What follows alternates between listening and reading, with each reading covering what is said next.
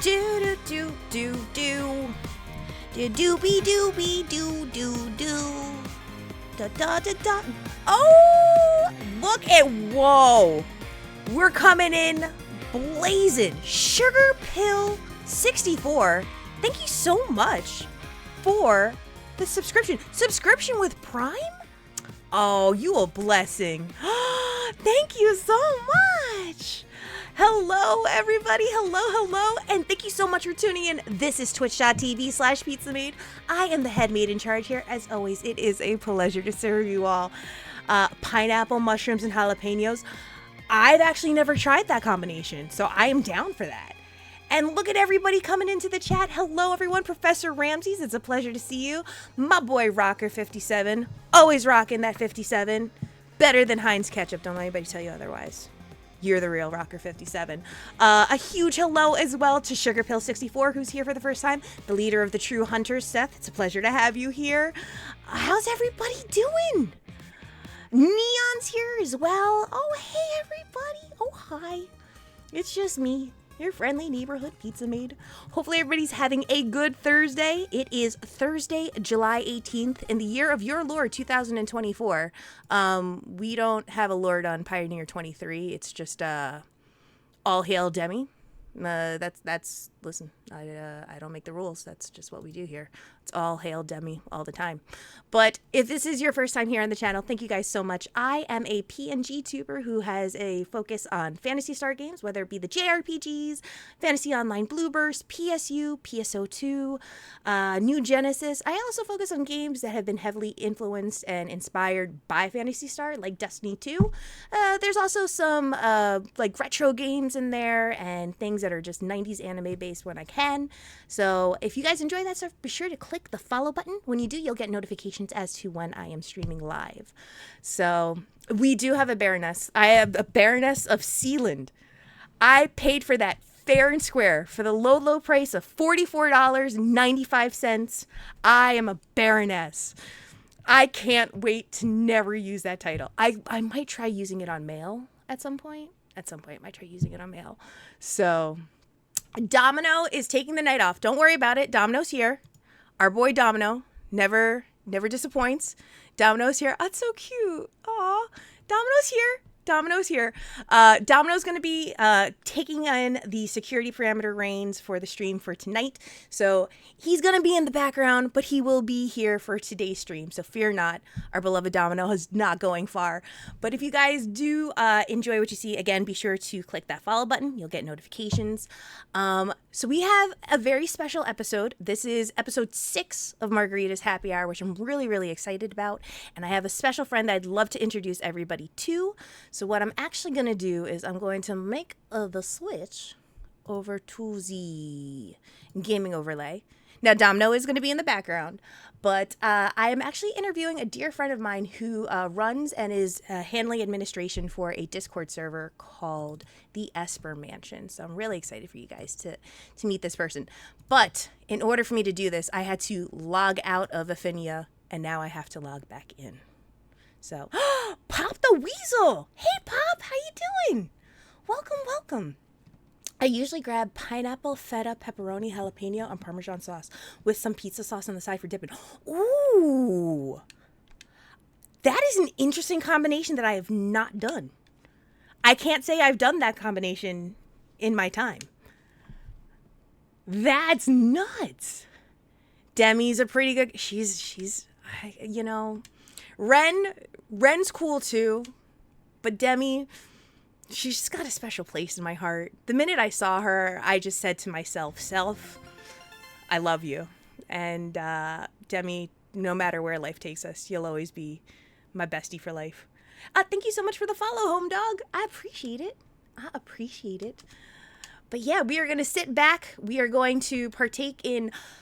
I didn't know that they changed the lobby numbers on me. Can I tell you the amount of surprise I had when I saw that happen? I was like, what's this? All right. So I am here, and he should be waiting for me somewhere. There he is. Hello. I'm going to come in here. I'm going to make sure I got my... Oh, nope. Let's do it again. there we go. Let's get this going, and I will get my seat all propped and ready to go because we have a special guest with us, the true leader of the True Hunters. I believe it's just leader of the True Hunters, but I just prefer calling him the true leader of the True Hunters just to really kind of drive the point home. Makes me laugh a lot. So I'm going to bring in my dear friend, Seth. Also, guys, just so you know as well, there are some Discord commands, or there are some commands here on the channel that you can use. If you are interested in learning more about the Esper Mansion throughout the course of tonight's interview, I want to welcome you all to this. If you just put an exclamation point TEM, it'll give you the information about the Discord server, as well as where to check them out on social media over at the Esper Mansion. So I wanted to make sure you all had that. And while I'm getting this all set up and ready to go, let's see here. Let's see if he's available. I know he's available because I actually just spoke to him. Welcome. Hello, how are you? Pretty good. How about you? I'm all right. I'm all right. It's Thursday. You know, the weekend is nigh upon us. I hope you've been having a good week yourself. I have so far. Oh, good. Got my ass kicked in Elden Ring. About it. Listen, we had the discussion. It's what happens when, New Game Plus Plus goes and just, kicks everybody in the butt. It's just how it happens. You just boot up a From game. That's really all it takes. Fair enough. But yeah, I wanted to first thank you for coming by and being a guest on the show. Margarita's Happy Hour has had 5 successful episodes, so I'm really excited to bring you on as guest number 6 for the series. So thank you so much for stopping by. Anytime. It looks like there's a couple of people already here. Dragon Playing Worm coming in on the lurk. Arliss Bloxer just came in here. Almost didn't make it here because he got preoccupied with PSO2. Fair enough. And I think there's a couple familiar names you might know as well. I saw Pop the Weasel was here in the channel as well. So. Yep, and Home Dog. And Home Dog. There you go. They're all coming in. I love it. But for any newcomers, to kind of give them just a quick intro as to who you are, I just wanted to see if you want to take a moment to just introduce yourself and just let everyone know about you, your involvement with the Esper Mansion, and just give us some brief details about it. Well, I run the server. I picked it up after the predecessor, unfortunately, had passed away, and I had taken it as his request before he went. And the server itself was kind of, for lack of better words, it was a graveyard that was just got a few wisps in it when I joined, but I knew the moment that I did join back in 2020, it was one of the coolest things I've ever seen. And I wanted to do nothing more than be a part of it. And since then, it's become pretty much the coolest place in existence for Phantasy Star. If you are a person who enjoys the whole series anyway. If you don't, you might not like the fact that there's NGS plus the original games at the same time. But no, it's just a fun, chill place. You can find pretty much most information about the franchise that you wouldn't normally be able to find anywhere else. And I'm curious to ask, because I know that you had a very close friendship with Lutz.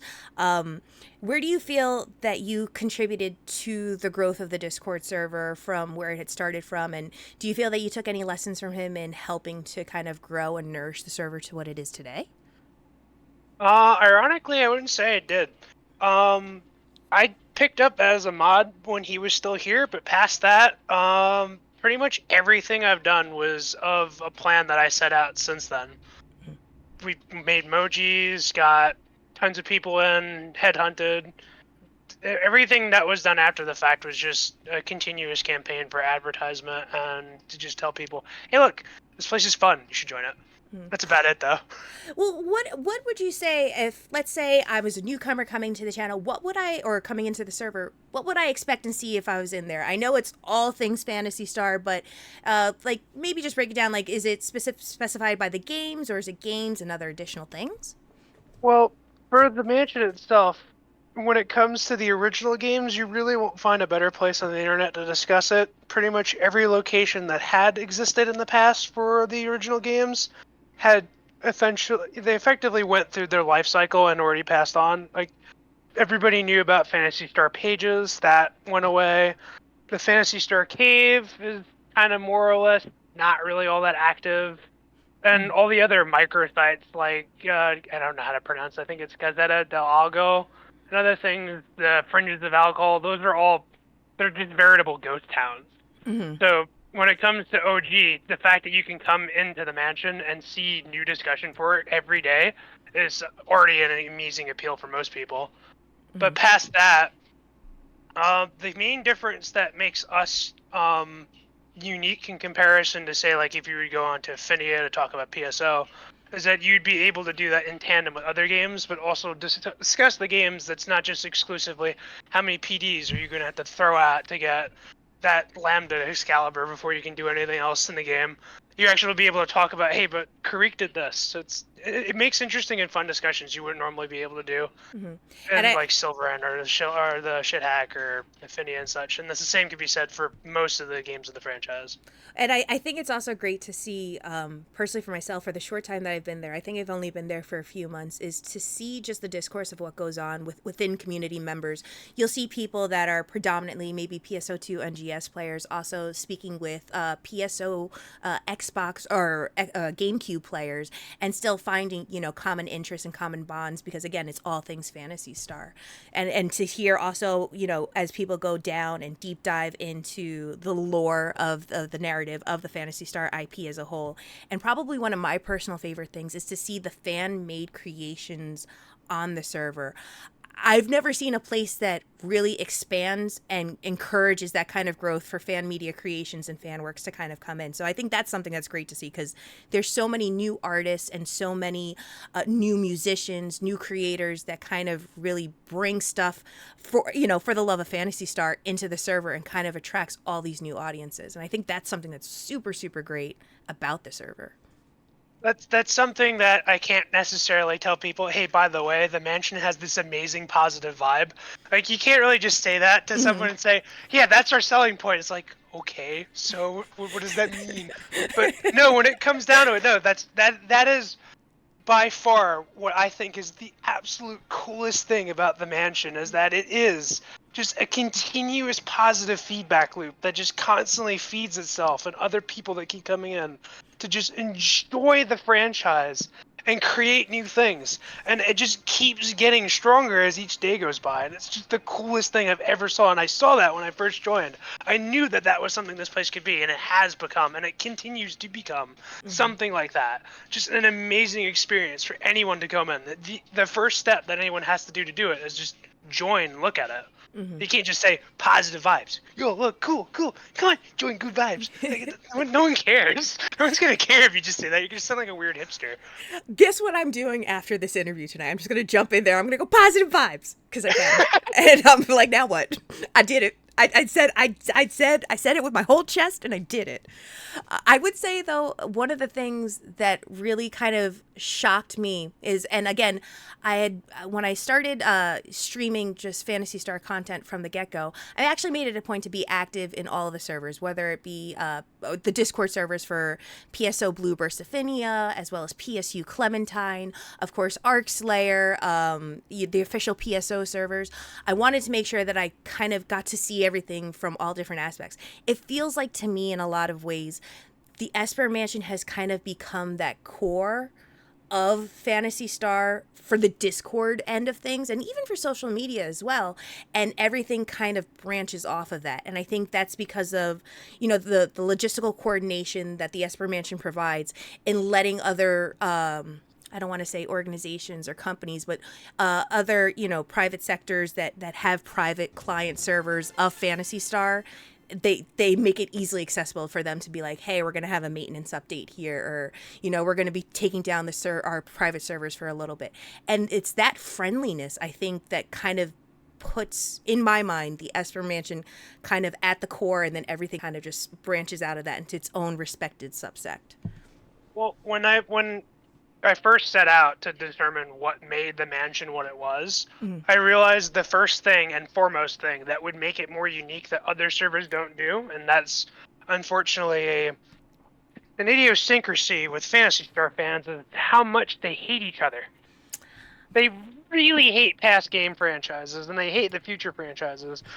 But regardless of whether or not people have their bias, and I'm not going to go out of my way to say people can't enjoy or not enjoy things, but the core of Phantasy Star actually hasn't changed since the original game all the way to New Genesis. Mm-hmm. It is relatively the same game.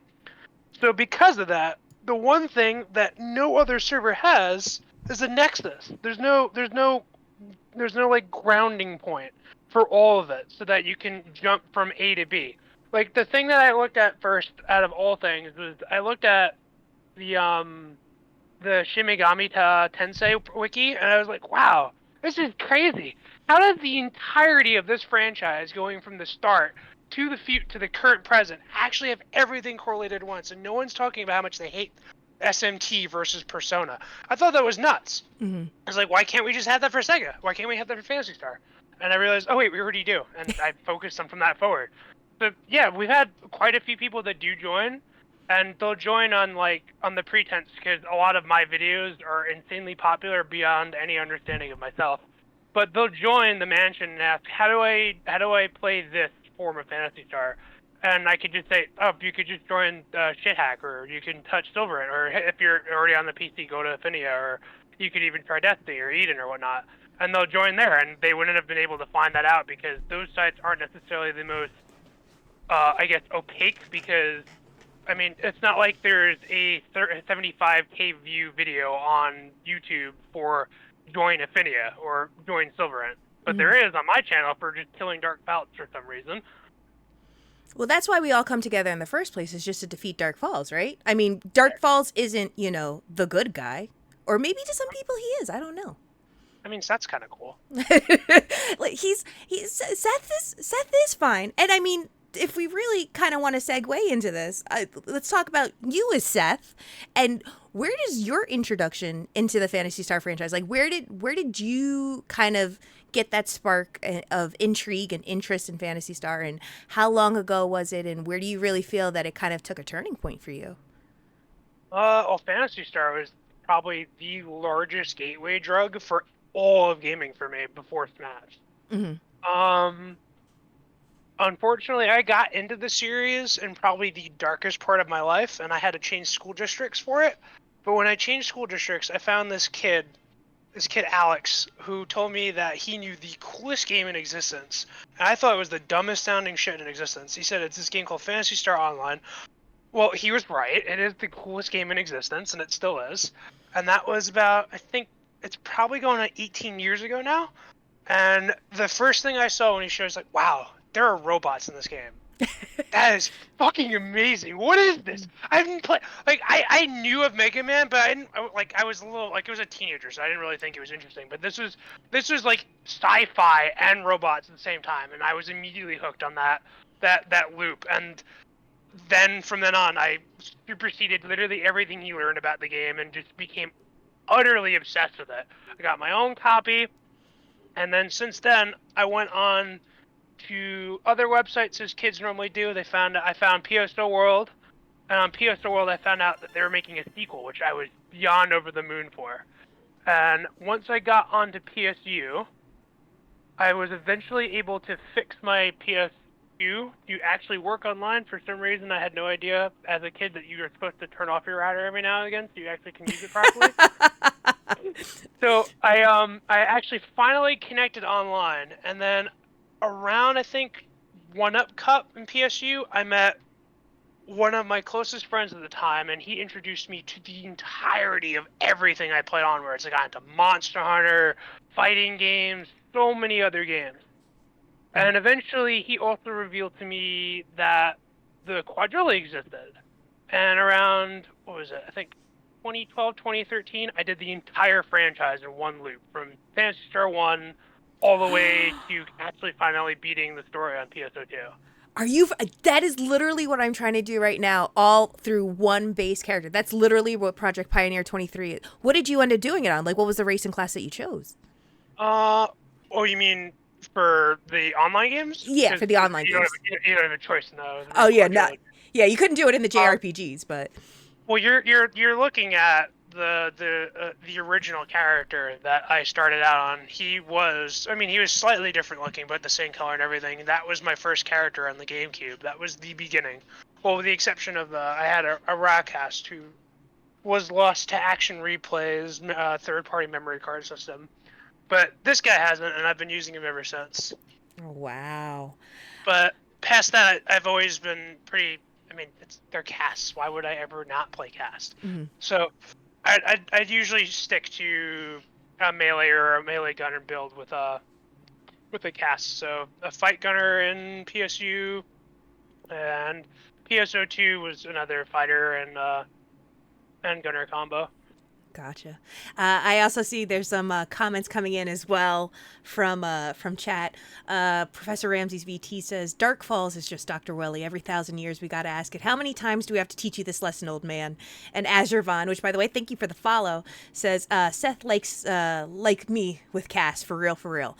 I think it was an angle that was a bit of it was an interesting gamble for Sega to take, but it was definitely a surefire win in their direction, because you had your quintessential humans, you had your elves or elf variants, but I think Cass was something that was different, that really wasn't brought to the fold in a MMO or an online play sense, because around that time, because my age is showing right now. PSO, I'm trying to think when Final Fantasy 11 came out. Final Fantasy 11 was after PSO. PSO was the first, if you exclude Homeland, it was the first MMO, quote unquote, on a console. Yeah. Period. Yeah. Oh, yeah. Oh, for sure.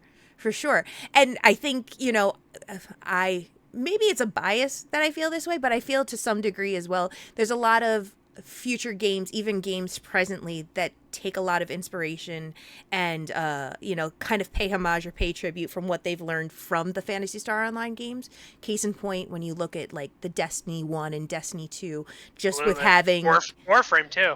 Yeah, Warframe as well. There's so many different outlets right now that are and mind you, they're all very relevant and they're very active to this day. But you even look at some of the narrative points from like games like Final Fantasy XIV.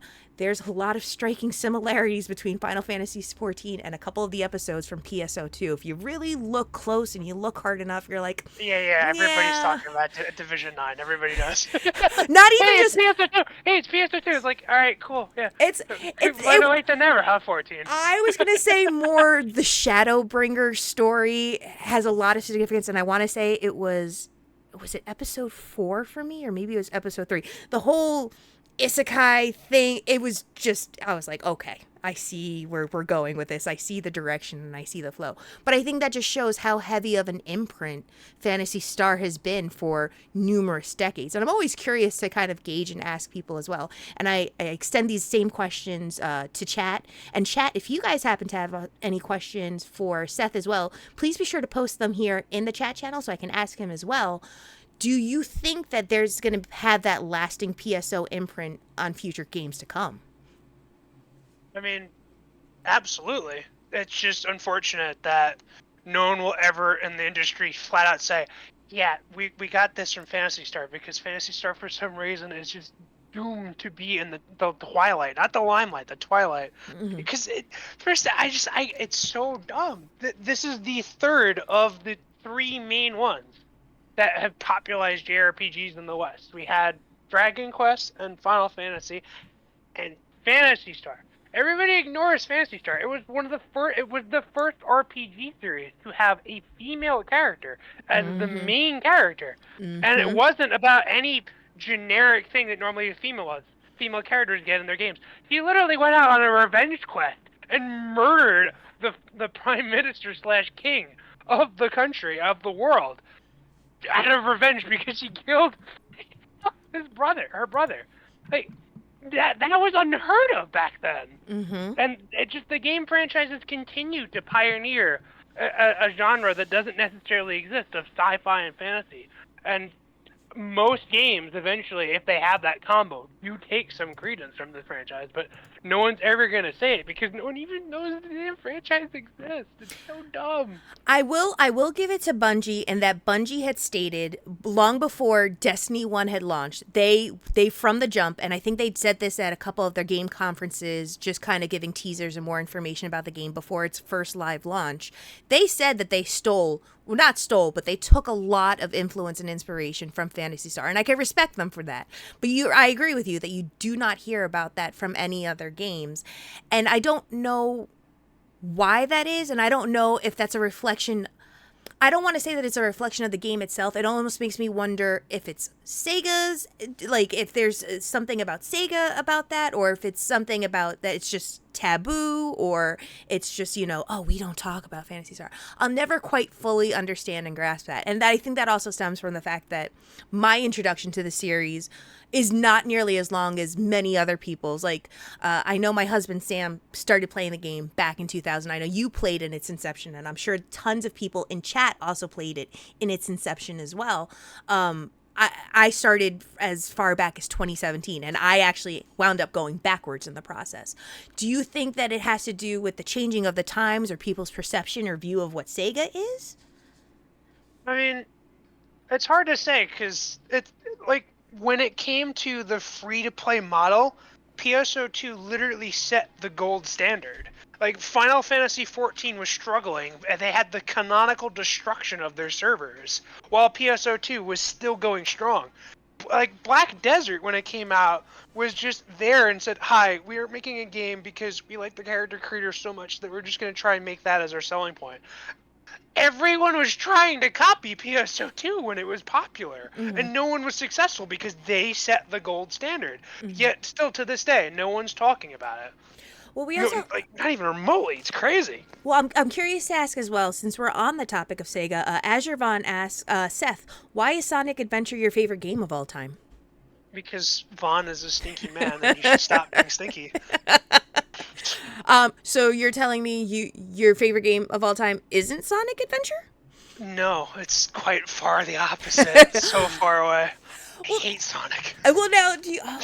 Okay. Now wait. It's a a very minute. it's a well-known thing that I hate Sonic. Okay, this is news to me. Breaking news. Breaking Oh news, God. folks. For me, Seth doesn't like Sonic. So how do you feel then about the drive-in food, Sonic? Is that okay? I've never had an opportunity to actually have that. Oh no, no, Seth, we gotta change All that. the all the Sonics near me are too far for me to ever bother. Because I don't really drive anywhere, so all of them are out in the middle of nowhere for me to even bother. You're gonna have to visit me and Sam on Pioneer 23 so we can take you to Sonic, and you should actually have a Sonic figure with you, and Oh then my we can make God. it documented and be like, see, he's an equal opportunity Sonic fan. He's an equal opportunity Sonic fan. See, he Well, gave it a chance. I've already played Sonic. I don't need to.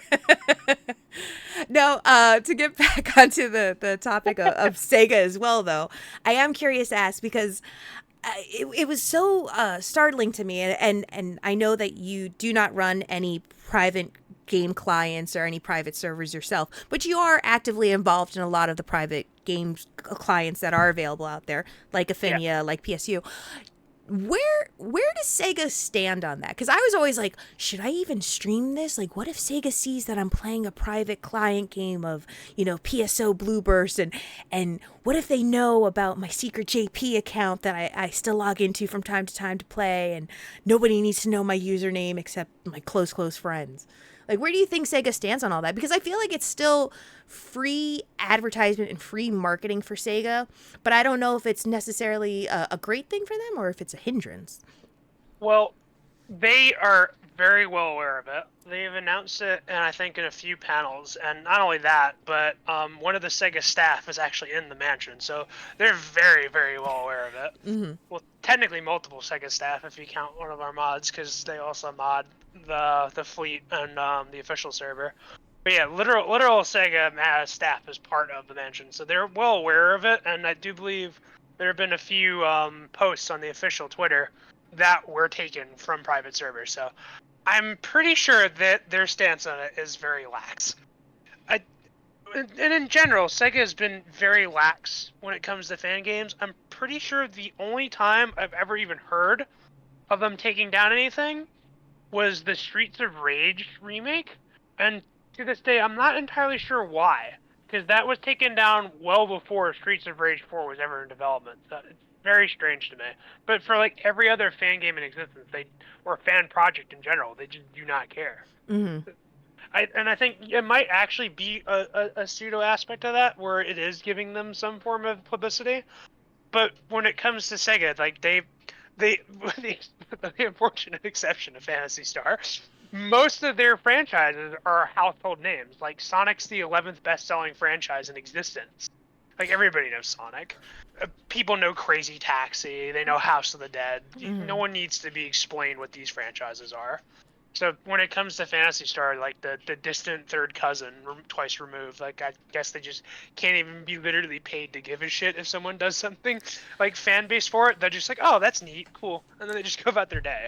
Well, correct me if I'm wrong too. And again, this is just my thought process or my mindset.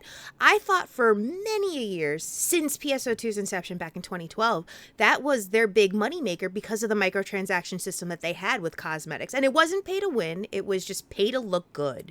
And I thought that that was an angle for them that I thought was continuing to bring revenue to them. And I to some degree, of course, now, they have the remakes and stuff coming out, but I still think it's a big source of revenue income for them. You think that they would highlight that more, but it doesn't seem like they do. Or maybe they do and I'm not fully aware of it. Well, they have advertisements. Well, since what is it? Since the heck is it? Forgetting what the E3. E3 they announced the PSO2 coming to the West on a Microsoft stream. They've been pretty focused on social media and also advertisements, but I think because you and I are for the unfortunate circumstances of an older generation now, I hate that so much. I'm an Android. I don't know what you're talking about. I'm an Android. I'm good. I'm ageless. Nah.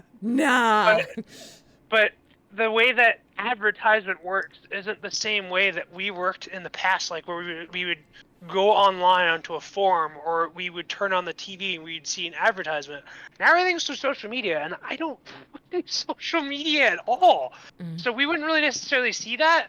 But then you also have stuff like YouTube, and when it comes to at least New Genesis, they have been releasing ads for it, and I guess through other forms. I know when it comes to advertisements for PSO2, they've always been huge in Japan. There've been tons of like collaborations, like for Japan in specific. 7-Eleven is a very very common usage for like codes you can get, like the same way that we would back in the day get like mystery gift events for Pokemon. That is the sole purpose of 7-Eleven at times. For so many franchises and such, you'd be able to go there and get stuff. So there was even the 7-Eleven in what is it, the Tokyo district in PSO2 episode 4.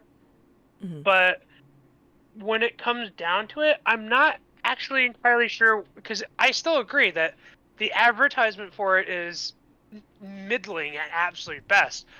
But the sales for New Genesis definitely don't say that it's middling. The sales on I guess it would be scratches and AC in general is it's definitely high. It's extremely high, and it's kind of gross at how high that is. I will say the one thing that New Genesis has done right, and love or hate New Genesis, where you have your opinions on them, to each his own. The inclusion of the official NGS content creators, as well as bringing in the new wave of VTubers and even creating their own VTuber model of Popona, I thought that was a great angle that has not been done by a singular other MMO or game company in the same caliber of PSO2.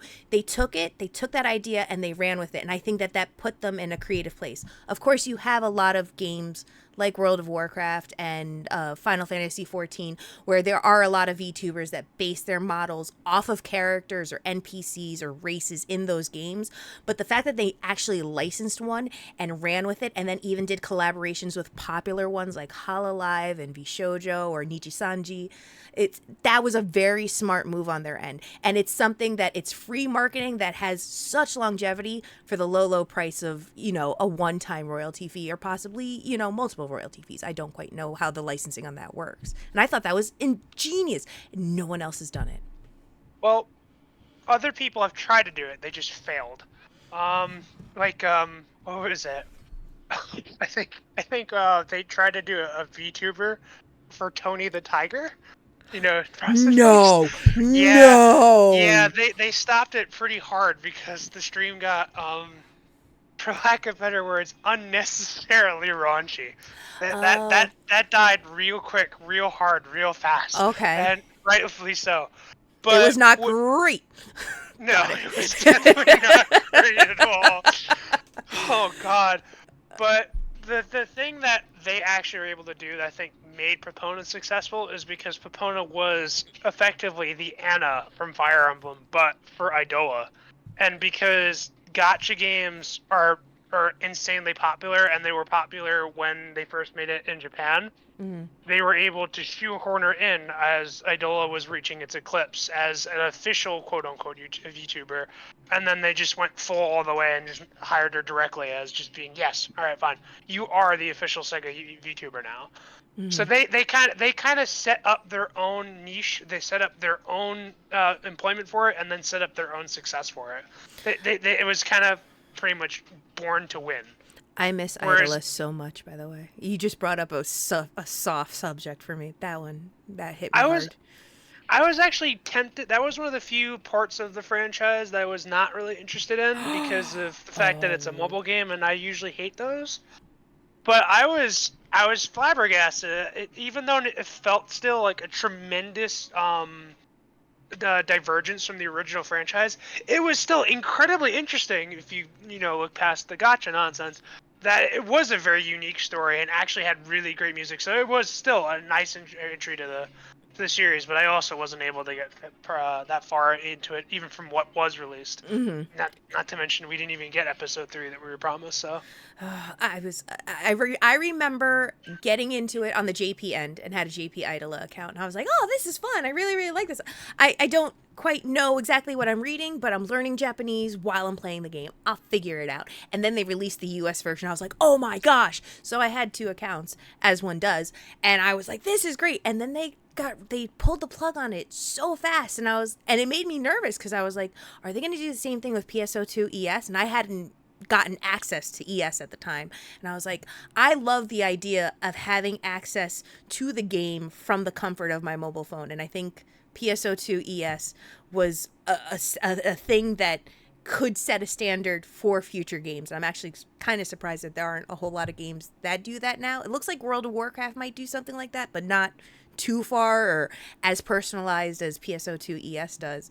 And have you played ES at all, or?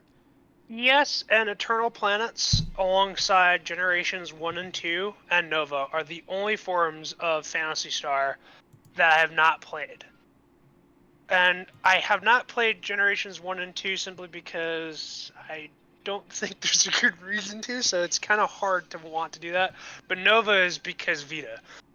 But for ES, uh, like that and so many other things that exist in this world, so much of it is more intrinsic to the Japanese standard of living and how games work there that Mm-hmm. it would be very difficult to port such a thing over here. And that's just in a general statement. And now we have to add the fact that it's a Sega franchise coming into the mix, which makes it even more difficult. Mm-hmm. Because goodness knows they hate porting crap correctly. I mean, it took how many years for PSO2? Oh, right, almost 9.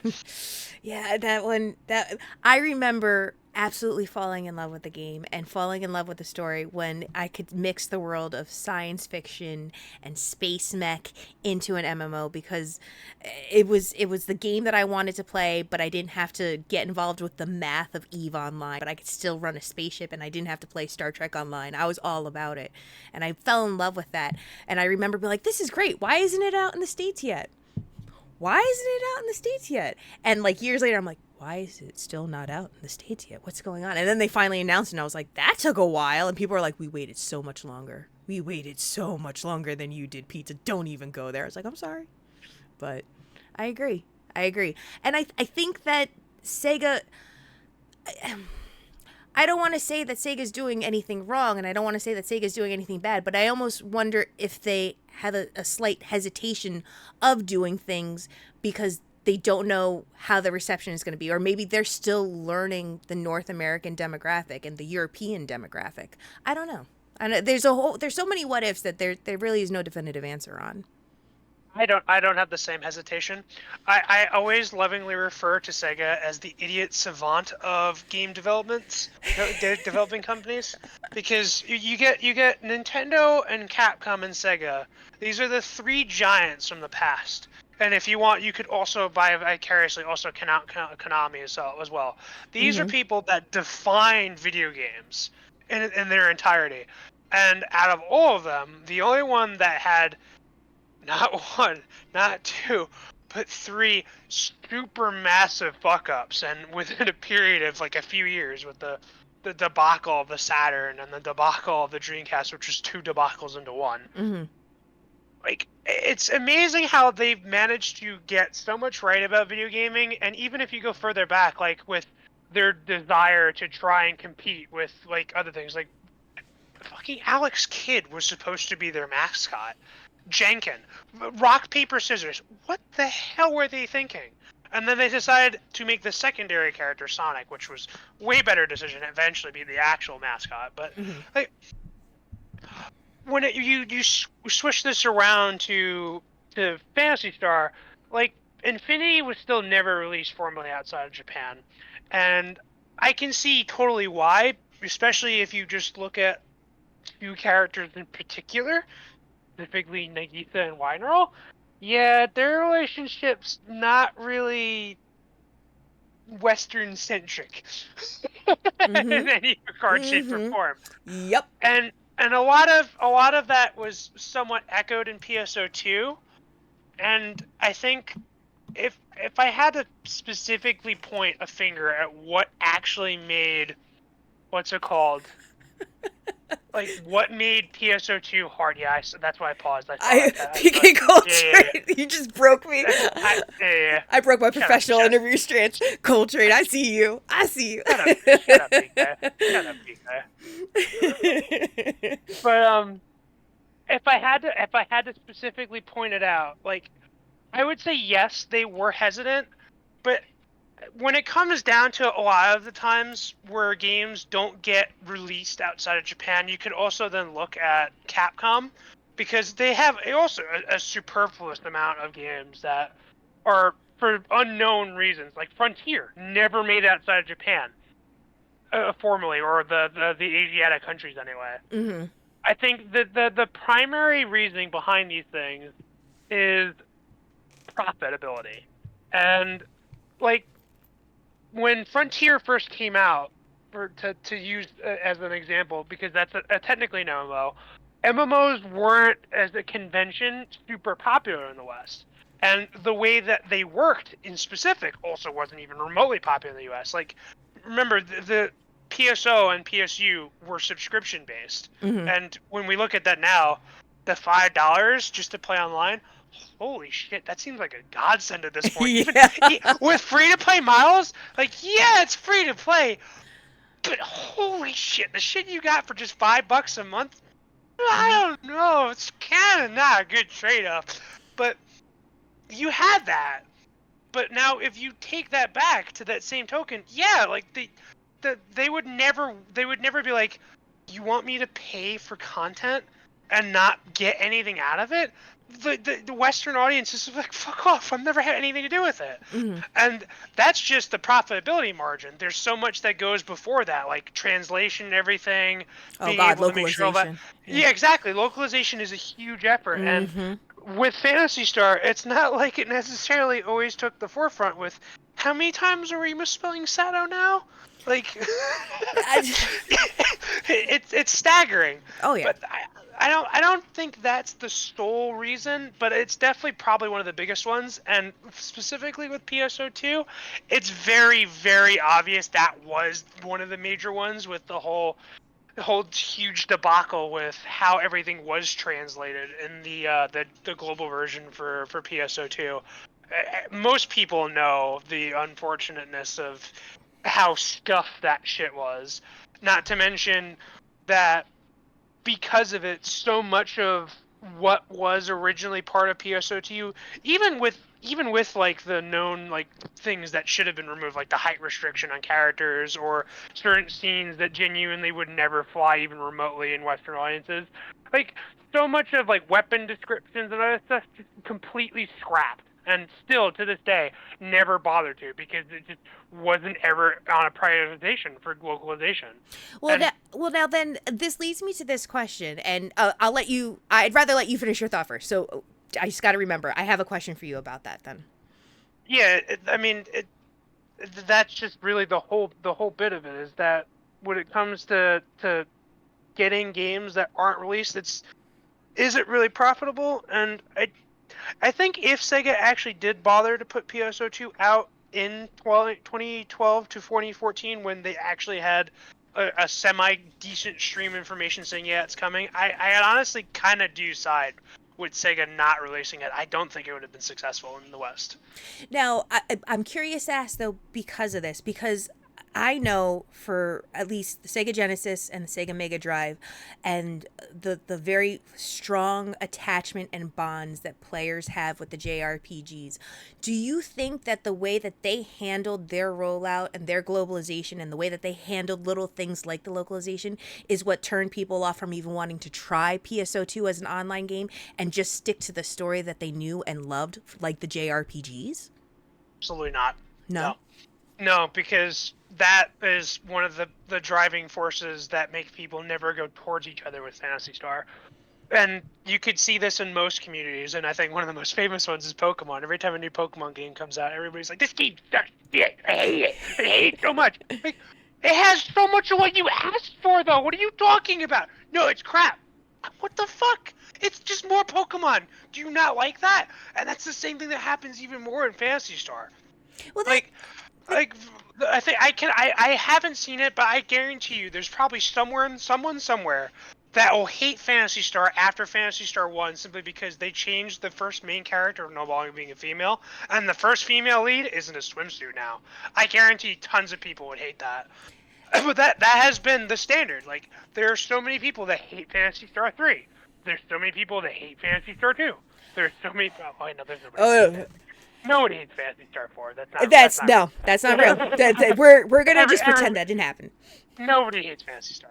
Well, no. If Phantasy Star 3 was a good transition, if Phantasy Star 2 was what I like to call the jumping point, because I know a lot of people have difficulties with the way the previous ports of PS2 were and how they found the dungeons difficult and stuff, and then they found things to be more even keeled on 3, and then everybody loves the story of 4.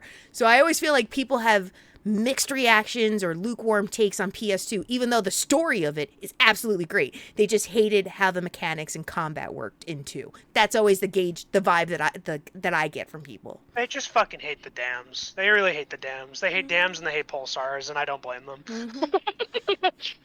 No, go ahead. I'm sorry.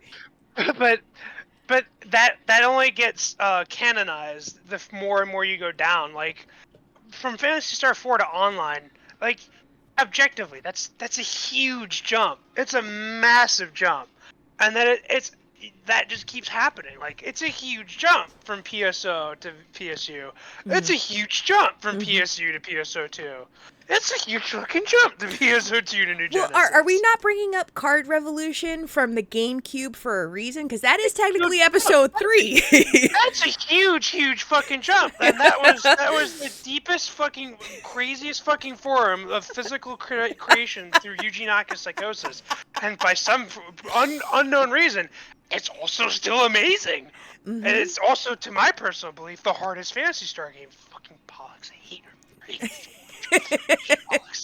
So you're telling me you're not a TCG fan, or no, I'm just kidding. I hate card games. That is the only card game I like, and it's because Phantasy Star and fuck Pollux. Mm-hmm. Nope, that's fair. I know that there's people that are very much against episode 3 because they're like, it's difficult to play, but then they also remember and recognize in the big, like, grand spectrum of things are like playing it in offline mode is the absolute worst. If it was in online, that's a completely different thing. And there are ways to do it. Trust me, I know that there's ways to do it.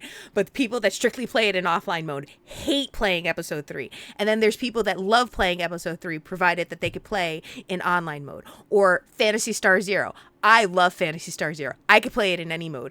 And I don't know, and it's one of those like unsung heroes of the Phantasy Star franchise that I'm like, people need to talk about this game more. Or, Phantasy Star Portable or Phantasy Star Portable Infinite. I'm like, there's so many, like there's a 1,000,001 Phantasy Star games that it's hard to kind of rank them in the tier system of which one's the best and which one's a struggle. But it seems Zero is my third favorite in the franchise. It's such a great game. So I'm going to ask you then the controversial question. I'm going to get your hot take, and I'm going to ask this to chat too, because I'm not going to put you under, the limelight on this one as well. What is the best Phantasy Star game? It's obvious. The one we're playing, PSO. That is a guarantee. It's always going to be PSO. Okay. But following that would be Phantasy Star 4 and then Zero for me.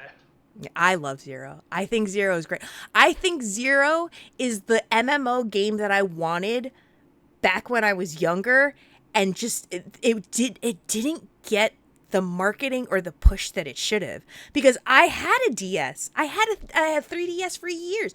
I never once knew about Phantasy Star Zero until much, much later. And then I picked it up. I was like, this game's great. I could literally play Fantasy. True. What do you mean? It's not. They literally got the cover of Nintendo Power.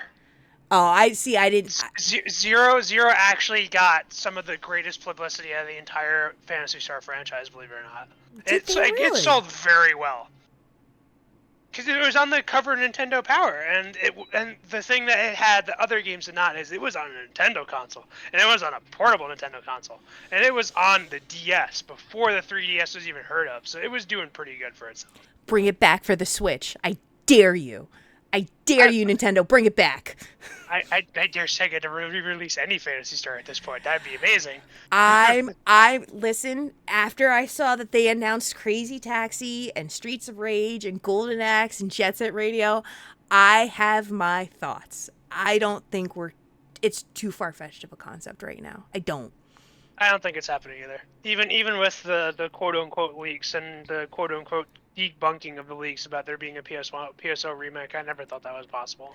That always sounded the craziest out of everything that was there. I want to believe it's direct competition in GS. It wouldn't happen. And that's the biggest reason why I do not see it happening. But I would love to see some iteration of it come back in some form. Do I think that it would take away the player base of PSO2? I don't necessarily think so, because I think PSO2 New Genesis specifically has a much different demo and a much different audience than what base PSO2 has. And I think base PSO2 has a somewhat of a close mix to what the PSO populace had, but still had its differences. I think it could still thrive. I don't think it would take anything away from the other games, but that's just my personal take on it. I mean, I also completely agree, but remember, idiot savant Sega, I think, doesn't. It's again, I think it's taking a gamble and taking a risk, but I think it's because they've always been the ones to take a gamble and take a risk and really put their necks out there a lot of times to see if they'll sink or swim. And when they swim, everyone follows. And when they sink, nobody wants to acknowledge Sega. And that's kind of the position that I think Sega's always been in, is that they would be willing to take that gamble. Yeah. Because you could see it from, a Capcom had Dragon's Dogma with their attempts at MMOs before Monster Hunter World, and you have Konami, and you have all the other big AAA companies out there. But Sega was always the one to take that plunge, do something daring, and put their money out on the line. And to the ones that were successful, everyone followed right under their tails. And to the ones that were never that good, the people were just like, I'm not going to do that. Now, look at what Sega did. In the past, though, yes. Yeah. Nowadays, Sega does nothing. But with the exception of this crazy shit where they're reviving everything. That's the exception. It's an ongoing trend. And that's something we're going to talk about in the next portion of the interview. I just want to give folks a quick heads up, just so you're aware. In a couple of minutes, probably in about 8 minutes, we're going to have an ad break coming up. I just want to let folks know to be aware. During that time, there's going to be a 3-minute ad break running. If you are a subscriber to the channel, first and foremost, thank you so much for supporting the channel. You will get to continue to see content ad-free. If you're not a subscriber of the channel, that's okay. Don't worry about it. We'll make sure that we put that as a pausing point, and we will get to that as soon as we get off of the ad break. So I just want to give everyone a quick heads up on that, just so you're aware. If any of the mods are in channel, if they could give the ads command just to let them know, just so everyone's aware, I'd really appreciate that. But no, I completely agree. I just want Phantasy Stars here. I would like to see a new Phantasy Star, and now the hope is there because they released the TTRPG. Now that they've licensed a TTRPG, there's something going on, and you don't think so? I have since its announcement and still retain very high amounts of skepticism on that. I'm very curious as to why that showed up now, and I'm curious as to what the aspect of it is. I don't know if it's quote unquote a new Phantasy Star, especially after people that I know have been around when it comes to turn-based RPGs. They've looked into it, and it is more or less a carbon copy of what is commonly used in the turn-based RPG. So to that end, I'm less skeptical because that sounds very on-brand Sega. They're just selling out, and yeah, why not?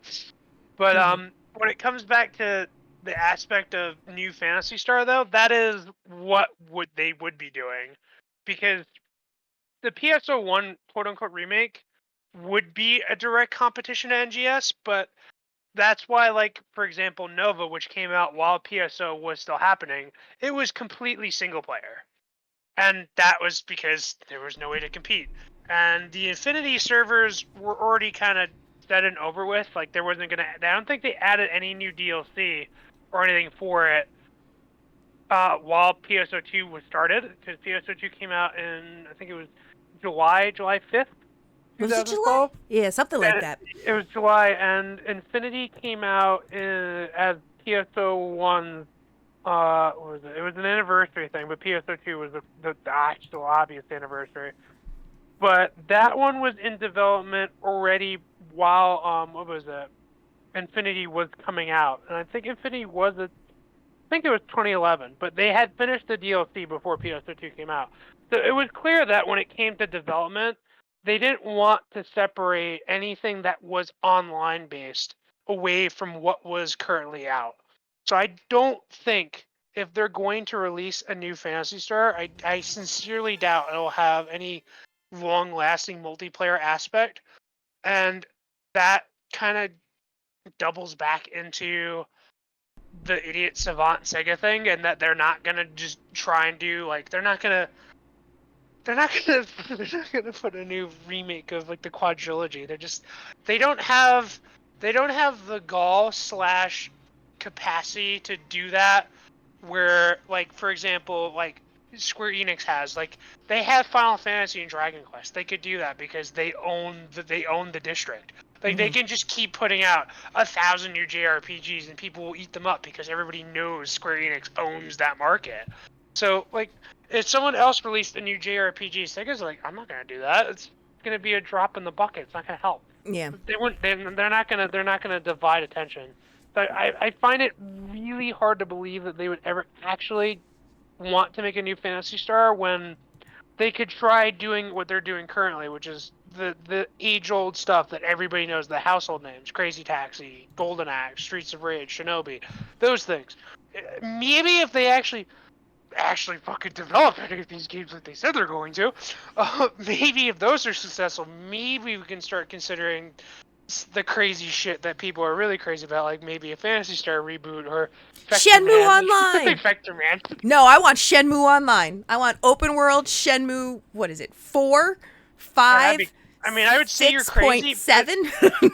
I'd say you're fucking insane for that, but Crazy Taxi is supposedly an MMO, so I don't even fucking know at this point. Listen, if they have Yakuza, Shenmue is not that far off. We're gonna be fine, folks. We'll be all right. Yakuza's one of their guaranteed selling things. Mm-hmm. So that one I can't say against, despite the fact that I have yet to actually play the franchise. But I know that that's a very good selling franchise that somehow managed to revert back into turn-based RPGs. I don't know. Yakuza's a mystery that I need to delve into more. But with Shenmue, I know Shenmue is a household name, but it also wasn't. If I had to put like a biased, farcical way to describe it, it's probably like the Mother series for Sega. Mm-hmm. Like everybody knows about it, everybody claims about it, but the sales really don't match up with the hype. Mm-hmm. Shenmue is not actually a super seller compared to Crazy Taxi or other games on the Dreamcast. I agree. All right, folks, we're going to have our ad break starting up in just a few seconds, so please stay with us. Seth, as always, thank you so much. We're going to be picking back up with you in just a few, but we're going to take a quick ad break, so everybody get up, get a stretch, get something to drink, get a snack. Bring me and Seth back a snack, because that would be awesome. And friends don't let friends not have snacks. That's why Twix bars have two. And we will be right back.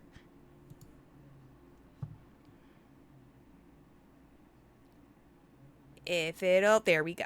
All right, so we have just a quick ad break coming for folks. If you are, again, a subscriber of the channel, just know that you get to enjoy this part ad-free. This is the behind-the-scenes stuff that you guys won't get to see until the VODs. Now, Seth, we can ask you the important questions. What's the best section ID, and why is it Iran? It's got good drops, and honestly, it's really not that hard to pick between Regia, Oran, and Skyly. Those are kind of the top ones. It's my personal favorite color. Although I started as Viridia, but I saw that you had section ID Oran, and I was like, that's the best color. I just happened to stick with it because that's the ID they gave me. It's a good ID. You can't go wrong with it. Are you talking about this is the one that the Blueburst servers gave you, or is this the one that you got initially when you started playing PSO? When I initially started playing PSO, my character had Stipiden attached to his name, so he was Skyly, but since I switched to just the one letter, I was Oran, so it works. Gotcha. Now everybody's coming in with the hot seat questions. Arliss Blocks are asked, Seth, pineapple on pizza, yes or no? You already know the answer to that question, Arliss, you freaking heathen. There's actually a lot of comments that were coming through from a lot of people too, which I was really excited to see. 4, totally should have gotten a Sega CD version with a rearranged soundtrack and a cheesy early English dub. Not wrong. Card games can be fun, but I never stick to them that long. Phantasy Star 4 actually did get a soundtrack on what's it called?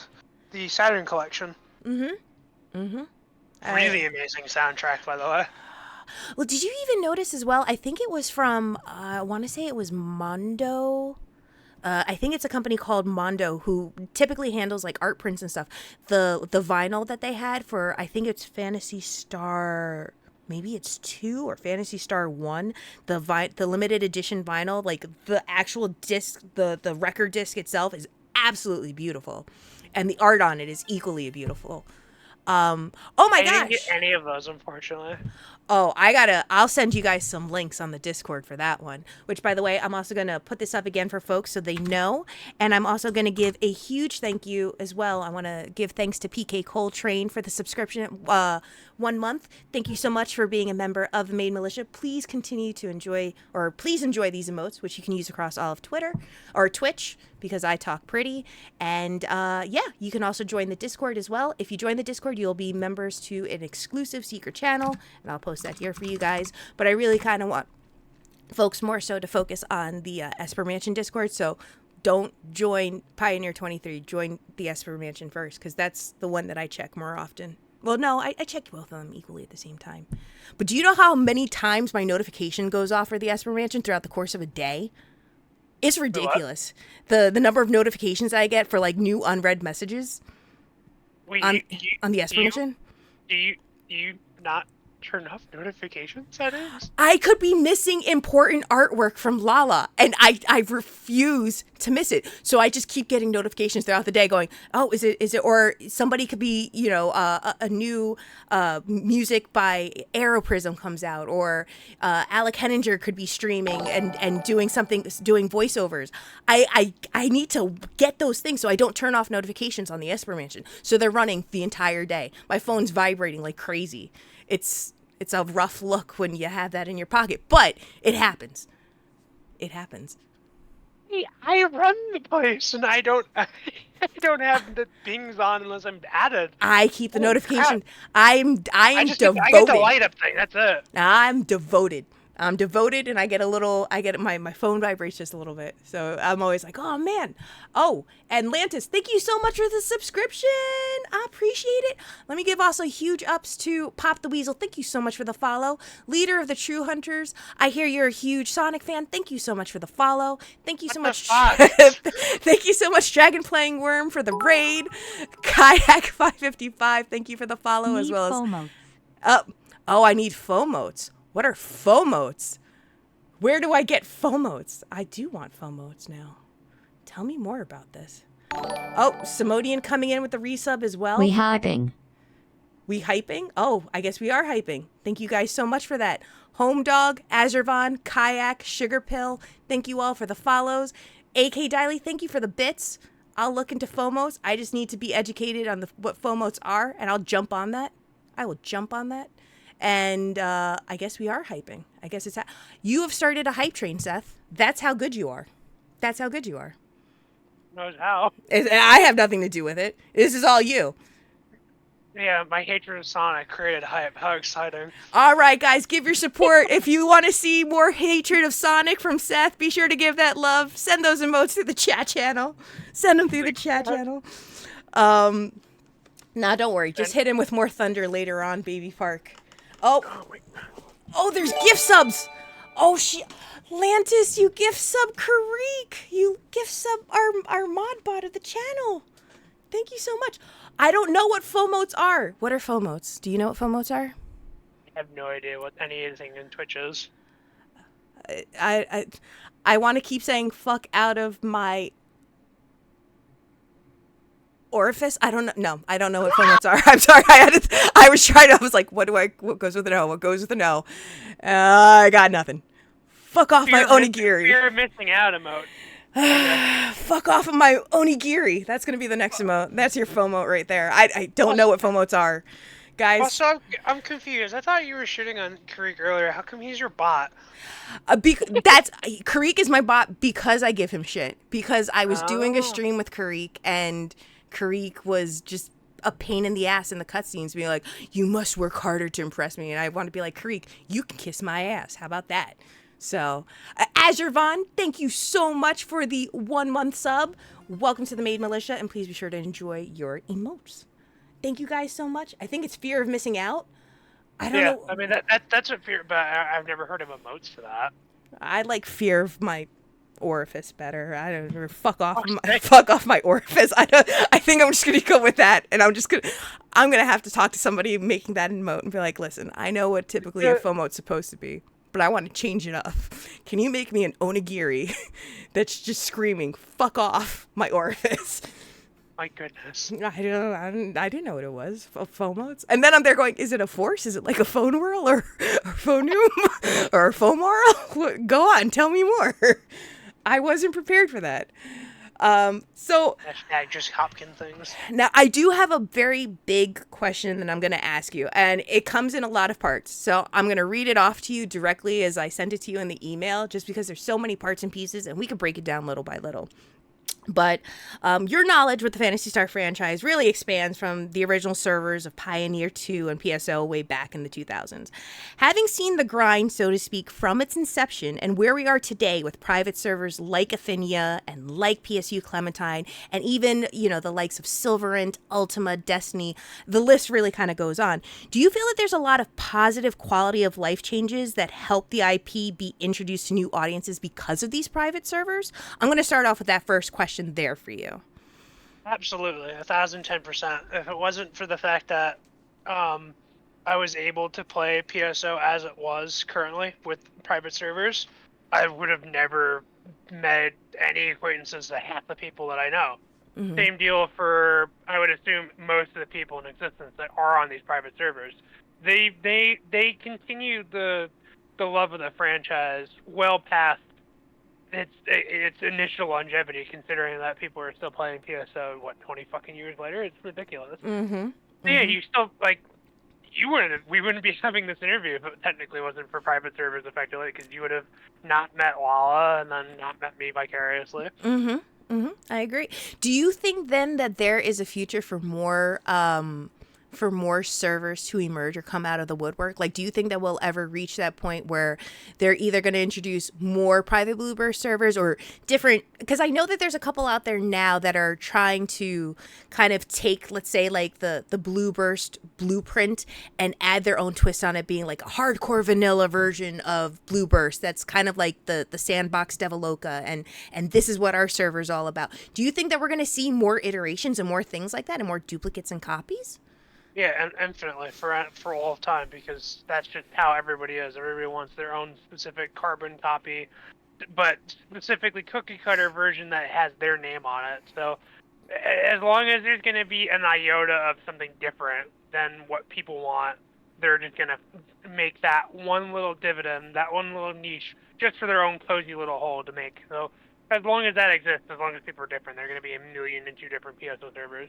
But I'm for the new ones, yeah, that's also happening. What is it? Clementine said they're going to make a PSO2 private server with Project Starlight. I'm very there's so much more information that I need to get on that. There's actually somebody that came into my chat channel when I was streaming PSU one day and told me about it and had me check out the video. And I was like, "Wow, this is interesting. This is but we have base PSO2." They're like, "No, this is vanilla base PSO2." And I was like, "Yes." I just I remember how long it took me to level up my Doomin. I don't know if I could do that all over again. Like, that's a lot. So what's your take on that? Because we still have a base PSO2 out there. Well, one thing I definitely appreciate about that, and that's one thing I think most people appreciate, is the lighting and graphics. I do miss the old lighting graphics. Like, I love NGS, but I don't like that they ruined the base form of it. Like, all the cutscenes just look weird now. But that's probably just because I got so used to having played PSO2 for as long as I did as it was. But as far as everything else is concerned, like, I mean, it's just the same answer to the previous questions. As long as there are people that want their niche, they're gonna have it. And yeah, you say, oh, it's so hard to get your high level, but you're playing PSO2 or PSO1 right now, and yeah, from what is it, 168 to 200, it's more than 1 to 168. So yeah, Mm-hmm. I think the grind for PSO2 is still a lot easier than PSO1. Just saying. Oh, easy. Oh, hands down. Hands down. I speak from experience from I started this character on Christmas Eve of 2023 and she's only level 90. Yeah, So I got a ways to go. I've got a ways to go. like I think if PSO Blueburst didn't have like the continuous requirement for stupid people to be in charge and do stupid things, like the debacle with shithack, I would have been 200 at least twice over by this point, at least on the Blueburst side of things. But I'm 167 now. I think I was around 160 something in the shithack server before the wipe. Mm-hmm. Yeah, Ooh, it's not like restarting is a huge issue to me on any of the Fantasy Star games. no, I mean, again, you have, you know in your mind what your character looks like too. And I think this is one of the beautiful things about the early design process for character creation in a game like PSO is that it was a very limited color palette choice and a very limited model choice, but you had so many good memories that you know what your character looked like. You can create that character many times over in any, private server if you wanted to. And that's something that I kind of take to I take a sentimental like bit for, where I'm like, I appreciate that, because that's like, I'll never forget what my first Hewn World looked like, or I'll never forget what my first Rack and Seal looked like. So I appreciate that stuff. Now I am gonna ask a question that it's a tricky question, but I want to just give you the full rundown and kind of gauge it on you. And this is part of being an administrator for the Esper Mansion. There's so many private servers, and private servers of the same game and same type that are across, all the different Phantasy Star games. How do they integrate within the Esper Mansion? And do you think that they actually all work in harmony with one another? Or do you feel that it's hard to navigate through those waters with them sometimes, because sometimes one private server may not see eye to eye with another private server? Like, how do you manage that and making sure that you still keep things positive within the Esper Mansion? Oh, that's actually very easy.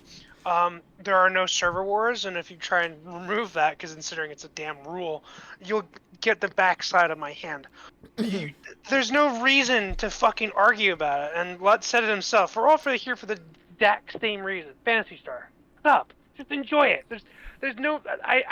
It's stupid pettiness that's always existed from ad infinitum, the human's existence. Mm-hmm. People are always going to play that stupid sandbox shit. My toys are better than yours. I don't fucking care.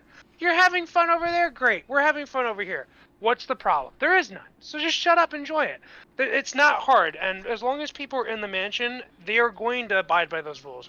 I'm not asking them to enjoy every person on this planet. It's not an ask I'm asking. I'm asking you to not kill every person on this planet. Can you be patient for 5 seconds and not be a little child? That's it. Mm-hmm. It's kind of easy. You just ask human decency. Yeah.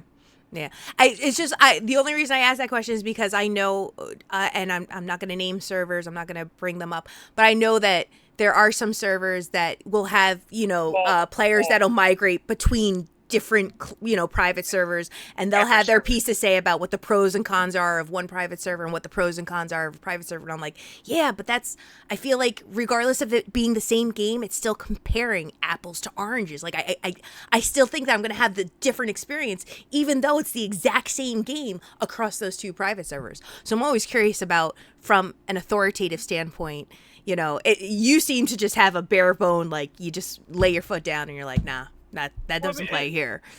That's effectively still the answer to the first question you asked. Is everybody's going to have their own little niche, mm-hmm. and everybody's going to want to be part of it, and that's fine. That's how humans work. Not everybody's the same. So if you enjoy doing that, that's great. That's awesome. I love it. Mm-hmm. You can enjoy it and also have other people that enjoy something different. It's that simple. And yeah, you can come to the mansion and say, Silverun has this option, and I say, yeah, they do. And Shithack has that. Yeah, mm-hmm. Yeah, they do. Like, mm-hmm. Fine. It's I mean, like, I can, like, the problem that people seem to get with this issue is that you can talk about things that are objectively different and actually still talk about them. And this is the crazy part, objectively. Yeah. Like I can objectively say that Shithack has the largest GameCube population because that is an objective fact. Yeah. Just Tuesday, they had 40 people online on GameCube for a 20-year-old game. That's kind of fucking crazy. Mm-hmm. Okay? And it is an objective fact that when it comes to all the Bluebird servers, Affinia has the largest population. Just like it's an objective fact. There's only one Phantasy Star Universe private server in active. These are objective facts. You don't have to go on and talk about how you don't like the management of that staffers of that just becomes political, and that's irrelevant to my entire existence, let alone the mansions. Like I want to play the fucking game. I don't care. Just let me play it. That's it. I don't need to know the life story about who fucking did this and what they did when they were 12. I don't care. I'm playing Phantasy Star. What the fuck does it have to do with some Joe Smo in Texas or Utah? Well, that doesn't matter. Just play the game. Mm-hmm. And there's a lot of people even in chat that are talking right now that are saying, every server has something different to offer. If you're happy playing where you are, I'm happy. That's from Lantis. Arliss Blocks are also saying, it's why I hate it when people say, oh, just play on here. That server is nothing. Ha ha ha. Shut the fuck up and let people play where they want to. Supersonica saying the yappening. And Lantis also pointing out, I'll watch Twitch streamers regardless regardless of which server they're on. I'm just happy to see people enjoying a game that I enjoy. PSO drama is not needed. It's true, Coltrane. It's true. That drama is not needed. And that's honestly where you see for myself, and this is again maybe this is considered a shameless plug for the Esper Mansion, but I'm gonna speak the truth here. You'll find very adult, mature, respectful discourse on the Esper Mansion because people will listen to other people regardless if their opinions do not align with theirs. And they'll tell you, okay, I don't necessarily agree with this, but I see where you're coming from, and they try to keep an open mind about it. And that's one of the things I think keeps and maintains the Esper Mansion in being that calm, chill server that it is. And, and that's hard to find. That's come in and knock their heads together if they do otherwise. That's true too. That's true. Listen, I know the mods. I know the protectors over there. I've seen them. Pop, I see you. I see you, Pop. I see you, Lala. I see you guys. I think Karen's over there. I'm like, I'll never mess with them. I'm not stupid. No, I'm not gonna play like that. So it's nice to see that there is that maturity level and even when it's talking about something that's very important to maybe the state of the game or even to the little minute details about important things about the lore and stuff like that. Everybody handles it very maturely, which is really nice to see. And before I forget as well, I'm also going to really quickly add here just a quick reminder: if you aren't already a member of the Esper Mansion, please do it. I've been talking about it for almost the last 2 hours. You should go check it out, and you should love them, and you should go follow, and then you can join, and then your notifications can also make your phone go off the entire day because that's what mine does. So that's just what happens. I'm curious to also, there's also.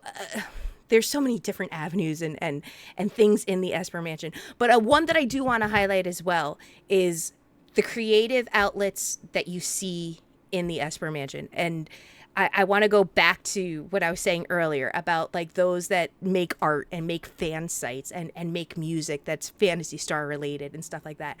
Did you ever have the expectation or belief that it would flourish the way that it has? Because I know personally for myself, the fan work section, the art section, I literally check those almost exclusively every couple of hours because I'll always see something new come in. If it's not originally done by the artist in the channel, they'll retweet something from another popular artist that they may have seen on social media.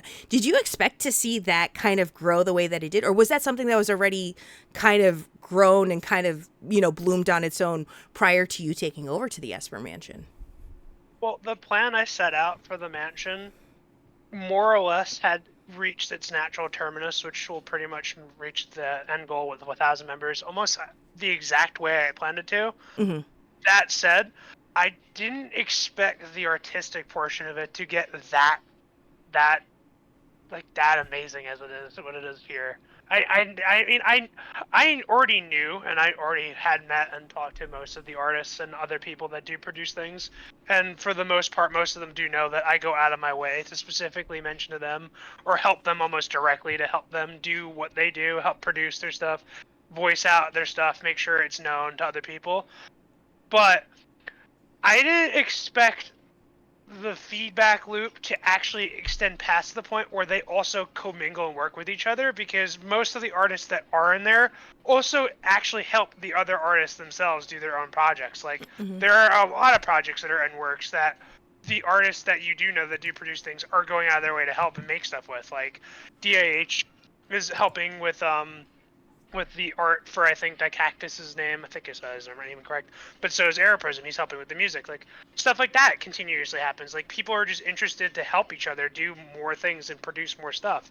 I didn't see that coming.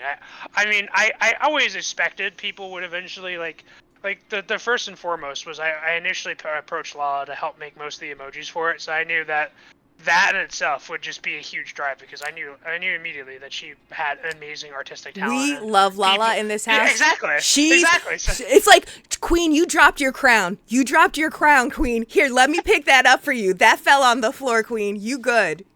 Lala is a name we respect on this channel, and we love her dearly. So that's all I got to say about that.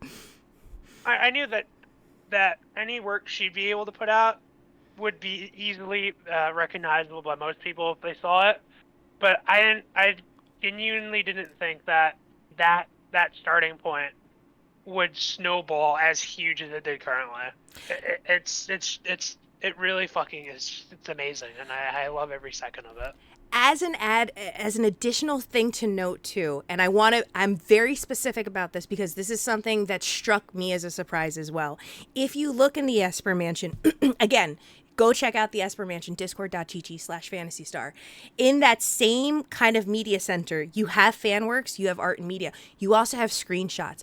I think that there's a lot of creative outlets and creative potential in the screenshots channel that I would love to see them, go into wanting to make more decorative screenshots. And I know a lot of them, especially during the maintenance hours, if they're a JP account or whatever, a lot of them use a lot of those different modding and shading tools to kind of, recreate or spruce up their screenshot somehow. But there's even some that are just global players that I'm just like, I want to see them do more screenshots of their character. And you could tell that they pour all this love and all this like attention into their characters. I think that they are also very much strong creative artists in their own right. And I always was like, man, this is literally the perfect channel to put this in with, because you have all this, this creative talent, just coming in and out of the woodwork. But you also see up and coming artists, I think. And I think a lot of them are, artists in the pipeline. I hope they believe in themselves to do that too. And just keep posting screenshots. And I hope there's more, because you guys give me something to look at every day. So don't stop posting screenshots. Please do it. Yeah, honestly, that's an interesting aspect. The screenshot channel is one of that, and the FanWorks channel were both incidental channels that I made simply because I realized that people posting stuff could have their own channel, and it was usually getting in the way of normal discourse. Mhm. Like, I realized, all right, people just want to post screenshots here, just have a screenshot channel, and I didn't expect it to actually become huge, but it did. It And the did. same deal with the FanWorks channel. It started because I think what was it? Dan was continuously posting updates to his game, and now that just became a channel for literally anybody making anything. Hmm. Like that's really joke. And a lot Yeah, of I posted the other day with the fucking fan. and even from the time that I joined the Esper Mansion to like the time that I've been there now, so it's probably only been a few months. There's a lot of popular artists on social media that I see active on there, like Dora and like Lord Verkins. Like I'm like, I love these people, and it, to finally see them all in one place. It's not to say that I don't care about the other Discord servers that are out there, but my focus just seems to land in the Esper Mansion for that. And again, obviously, I still check all the other, the PSU servers as well as the Affinia Discord and all those. But I just find myself constantly going back to the Esper Mansion because it's all available in one handy place for me to look at and admire. And I can listen to Aero Prism's music when I need to get hyped up while I'm in the gym lifting weights. Like it's nice. It's a comfort to have that stuff there.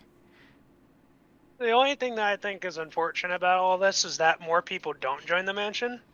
Like there's an unbearable bevy of people that I know that exist that do things for Fantasy Star that are creative, and they just don't do things outside of it. Like, I know there's some bigger ones. Like, everybody here, I assume, knows Terminal Montage, and I know everybody knows that if they watch his videos, that he cares about Fantasy Star. I did try to get him to join, but he ignored my emails, and that's sad because he would be great. But other people like Happy Console Gamer, he's also a fan of Fantasy Star. I approached him. He declined because he's not a huge Discord person. But like that's the kind of thing like I'm like upset about. Like I get, yeah, fine, you're not a Discord person, but like it's a nexus where everybody enjoys this thing. Imagine just making it bigger. Imagine how much cooler that'd be. Like Mm. there's a several at least 7 different individual music composers that I know besides Aeroprism that do semi-frequently release remixes for Phantasy Star, and they refuse to join. It's sad. We only had, what is it, 2 people. One person, what was it? He made one of the absolute coolest remixes ever, and is my favorite song of all time. Take Turns, which is a remix of Rise or Fall from Phantasy Star 2. He made that was like I think the only Fantasy Star song he ever made that was a remix, and he joined the mansion. And then there's other really amazing composer. I'm pretty sure I got the numbers incorrect, but I'm pretty sure it's Hyde 2409. he makes a ton of remixes, but he had made 2 amazing Fantasy Star remixes. Most of the ones I noticed he's made recently are Mega Man ones, but everything he does is awesome. So it's great to have people like that join, but there's so many other people I know that just don't join, and they could they could help grow the mansion, and they could help themselves grow because of that. I mean, you got Twitter, but Twitter's not really. I mean, I'm gonna just shit on Twitter here because it is a social media platform, but it's not intimate. It's not a way you can have like an actual discussion with a larger group of people about your work. It's usually a singular feed where one person replies endlessly. It's not the same as like a normal communication platform that SMS would work, like Discord. I don't want to say that Discord is something new. Discord has been around for a very long time at this point, but I think it's still just that progression, that transition of people changing. Because I'm even seeing now an influx, specifically in the Esper Mansion. I happened to notice it today. You're actually starting to see more bilingual and different foreign language players coming into the Esper Mansion, and people who are also bilingual and speak fluently in Japanese or can write in Japanese as well. That they'll respond and they'll talk with them. It's starting to take that way, but I think it's just a slow and steady thing. I agree with you. I don't. It's almost a disservice to you and to what you create to not join these things and to not have that networking available to you to get to meet new people, possibly collaborate with them on things in the future. But I think that's something that is, again, that's their choice, and hopefully one day they'll change their minds. But I Well, Air do. Prison did. Air Prison was very much against communities until he joined mine, and Mhm. he regretted being against communities because of that. And I think that is, I think, where we are in the digital age too. There's some people that are just okay being that lone wolf and being that that solo leveler, for lack of a better term. But and it takes a while for them to come around to want to integrate and socialize with others. It's really learning how to socialize now in the digital age and the internet age is so different than what it used to be like back in anything that predates the internet. So it's an acquired taste for some people, and it takes Well, them a little longer than others. So I'm like, all right, I get it. yeah, RS hit the nail on the head for me because I also was against Discord because I was already using Skype at the time. So, but Hmm. eventually, like, too many people transitioned, so I was like, all right, fuck it, whatever. Exactly. And I mean, Hmm. I still fucking hate Discord because it's such a shit program, but everybody else is using it. It's just like I don't have a choice. Hmm. But that's also part of the interesting crux of the argument. The mansion is officially too big to fail at this point. Hmm. So it's just an inevitability. Yeah, you'll say you're not going to join now, but that's just now. That's okay. I'll wait. We have time. All the time. Endless time. You'll join eventually. Well, I hope, I always hope that people want to join, and I hope that people want to join. And this is the other reason why I wanted to do this interview, was because I wanted to invite people to let them know more about the mansion and let them join at their pace, or on their accord. When they felt that it was right for them. But I wanted to explain about all the different features and all the different things you can see in the Esper Mansion, and it's that I don't even think I covered more than 10% of it. There's literally so many things in there. Like, I'm curious to ask for you, if you know on the back end statistically or analytically, what are the most popular channels of the Esper Mansion? Which are the ones that still struggle to get a lot of active discourse going on, stuff like that? Well, from what I noticed from metrics, Zero and the portable games in general, and PSU do not see a lot of its activity. Endless activity is always obviously a New Genesis because the current game. Mm-hmm. And then, as I mentioned before earlier, what's it called? The you really will never find anywhere on the net more active when it comes to the original games than the mansion itself. Literally nowhere else. Mm-hmm. And I'm in like every server imaginable, and I can tell you that any server that is relating to OG, there are only 2 servers that have any remote continuation of it, and the one that has any continuous discussion is not discussion. It's the speedrunning discords for Phantasy Star. I think it's usually the first 4 games, but I think the focus is more on the fourth one. And most of the discussion there is literally I'm going to speedrun. And I'm not gonna say that I'm against speedrunning, but I can only talk about the same thing identically, and I mean just really just speedrunning so long before I want to tear my eyes out of boredom. Oh no, I love watching the speedruns. I actually enjoyed the retro games from the speedrunners. Even though I didn't get to see the story, I told myself, I was like, that's kind of a benefit because I get to experience a story with fresh eyes. But I like watching the speedrunning because I love hearing the tactics and how they logically plan it out from start to finish. I will never, and I will be honest with you, I will never be a speed runner. I'm not a speed person in life. I'm a very slow individual, and I've accepted my fate as an android. I will always be a slow mech pilot, so be it. But I love watching speedrunners and seeing what they do and the ways that they try to cut off a couple of seconds every now and then. There's a weird magic with speedrunning that I love watching. And I mean, Diley's in the channel, Kaiki, I think even PK Yeah, Coltrane was working on practicing some speed runs as well on different characters. I think I saw a yeah, Hewn on Whirl at here some just point. too. He's Yes, been so doing that one now. I absolutely love that's like my all the time GDQ that I don't have to worry about GDQ. I could just put it on as long as I follow the channel, and some of them have really bitchin' sub badges, so I sub to them when I can, and I'm like, yeah, let's go.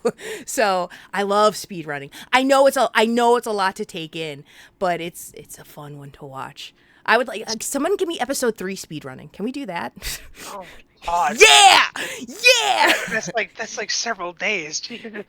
That's a subathon. That's a Oh my, subathon. You're oh my, welcome. You're oh my welcome, goodness. chat. It's not that I'm against speedrunning, it's just that I can only talk about the speedrun itself for so long, and that's literally all it is. And I like diversification of communication and in general. Hmm. So I'm not gonna just talk about speedrunning all over and over again. It's something to watch and that's interesting, but Yeah. I'm not into the history. So when you have, you know, the rest of the fucking quadrilogy to talk with besides speedrunning, yeah, there's a lot to talk about, but that doesn't happen there. So yeah, the Hmm. only if you want to talk about quadrilogy, you're really only gonna hear about it in the mansion. Okay, that's fair enough. That's fair enough. I know that the PSO speedruns are a very big thing. PS speedruns. I don't know if I've actually seen a whole lot of those. I would like to see more of those. I got actually, if you guys have any links or recommendations, I would love to check those out because I would watch The those. the tool assisted speedruns for Phantasy Star 2 are hilarious because you literally just run away from the final boss and it works. Oh, I want to see it now. I want to see it. Make it That it's so. what is it? It's memory manipulation, and of course Shilka's involved. So I think you just what was it? I think there's some RAM manipulation before you even get to Oh, so it's glitched. the It's not bot. even Yeah, glitchless. it's a tool. It's a the I mean you can manipulate it without tool assist, so it is glitched. But yeah, before you even get to the biosystems lab, you just warp to Dezolis, and then you just go to Noah, and then you just run away from Dark Felts, and then run away from Mother Brain, and there you go, done.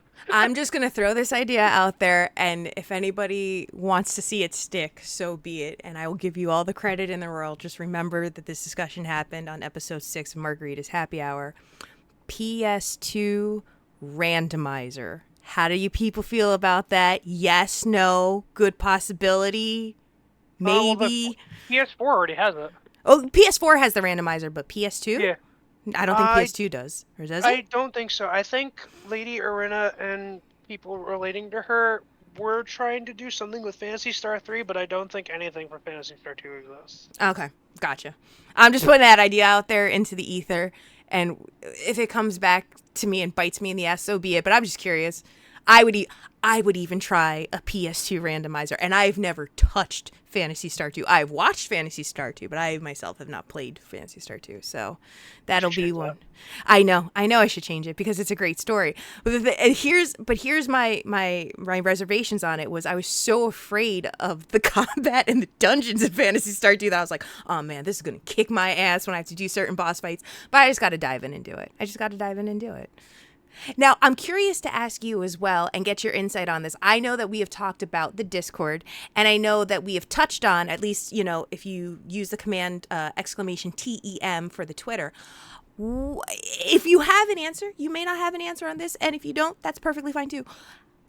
The Esper Mansion website? Yeah? Maybe? Um, What's up? The our lead website designer had the issue of being too useful. So Ah, he got promoted, and that toppled with being a new dad did kind of put a massive fucking wrench in development, okay. considering that the development in itself was going to be already from the get-go glacial because it's going to be a passion project. So, Yeah. but it was also going to be exclusive to staff at the mansion as well because we don't. I didn't want just another generic wiki ass thing. That said, it is on hiatus. It's not like I'm going to scrap the idea entirely. And what was made so far is still kept into storage and everything. I have everything backed up on hard drives and everything. It can still happen, and I can see it happening in the future, but it's not gonna happen anytime soon, unfortunately. Listen, you had me at dad. As soon as you said dad, I went, uh-huh. I mean, useful is a good word, but you said dad, and I went, say no more. I get that. Yeah, I was just yeah, curious about it because I saw the updates on it, and I saw that the last update was like, I think 2023, and I was like, I wonder what happened with that, or if just, things get too busy, which, real life happens. As much as we love to escape into the world of Phantasy Star, it's hard to stay in it forever because we have to go back and do a stupid adult shit, but, it happens. yeah. So, I mean, the end result would be me just doing it all myself, and I'm just one person, and even with help, that would be beyond daunting. So, no, that's yeah, that's completely understandable. That's it's a big undertaking. Even trying to recreate like some of the old message boards of like the late 90s, early 2000s. Those were a pain in the ass to do too. So it's like yeah. it's again, like you said, a passion project and a labor of love. Those things take time. But I was definitely just curious about it, just to try to get like, will we see it at some point? But at least it's not saying it's never going to happen. It's just it happens when it happens. I guess you can say for currently and for now, unofficially / officially, the current fandom wiki is the official website / unofficial website of the mansion. Seeing Blue One was going to be part of original website development, and seeing she runs the wiki effectively almost entirely. Yeah, I mean, more or less, yeah, we technically own that by extension, I guess. Actually, is somebody able to post that link in the chat? Because if it is, I'd love to get that posted on there just for folks to check out as well. I'm assuming people know where it is, but on the off chance they're learning about Phantasy Star for the first time, I just want to make sure that they have that. So if anybody has that information, I'd love to get that out there too. Now, we are getting close towards the end of the interview, so I always try to get thoughts and whatnot, but I always try to do a real thought-provoking, oh, man, you know what? I apologize for that. That's on me. That's because the security filter's up. Oh. That happened. Go figure. Do you actually want to if you want to send it to me on Discord, I'll post it myself. I didn't realize that I was going to do that. I'm so sorry. Thank you. I just want to put this out there for folks as well so they have it. Twitch police. Woo, woo, woo. Pull over. I said pull over. All right, there you go. Hopefully that works for folks. But yeah, if you guys do also want to check out the Phantasy Star fandom, we've brought up so many different things. We've talked about section IDs. We've talked about Hucaseals, Racaseals, Cass, the beautiful light that is Demi, stuff like that. If you guys want to know more information about Phantasy Star, or maybe it's something you're interested in exploring and this is actually something foreign and new to you, please go check out the fandom as well. It is a sister or a cousin of the Esper Mansion. Anything you don't find in there, the link to the mansion is in there, so you can just come back to the mansion and you'll have your questions definitively answered if you ask it there. Oh yeah, and there's so many knowledgeable people. And this is the other thing, I want to give props. I want to give mad props to everybody in the Esper Mansion, because when you do have a question, one, everybody's always afraid to ask a question because they're afraid, oh, it's going to be a stupid question. Everybody comes out in full form and will answer the question respectfully, and they will not make you feel dumb in how they answer you. They'll just be like, no, that's perfectly cool. The answer to this is this, this, and this. So can I just give much respect to the members of the Esper Mansion for not making me feel like an idiot from the times I've had asked stupid questions. Thank you. Thank you for not making me feel dumb. Thank you for stupid questions. I ask stupid questions all the time. I'm an android. Oh yeah. Listen, training simulation videos from the 90s, that's literally what I was programmed with. So I ask stupid questions all the time. And I just fake it till I make it. And I go, all right, well, no, I'm just going to commit to it now. That was a stupid question. But everybody's always been very nice and very respectful about it. And they'll answer you, to the best of their ability.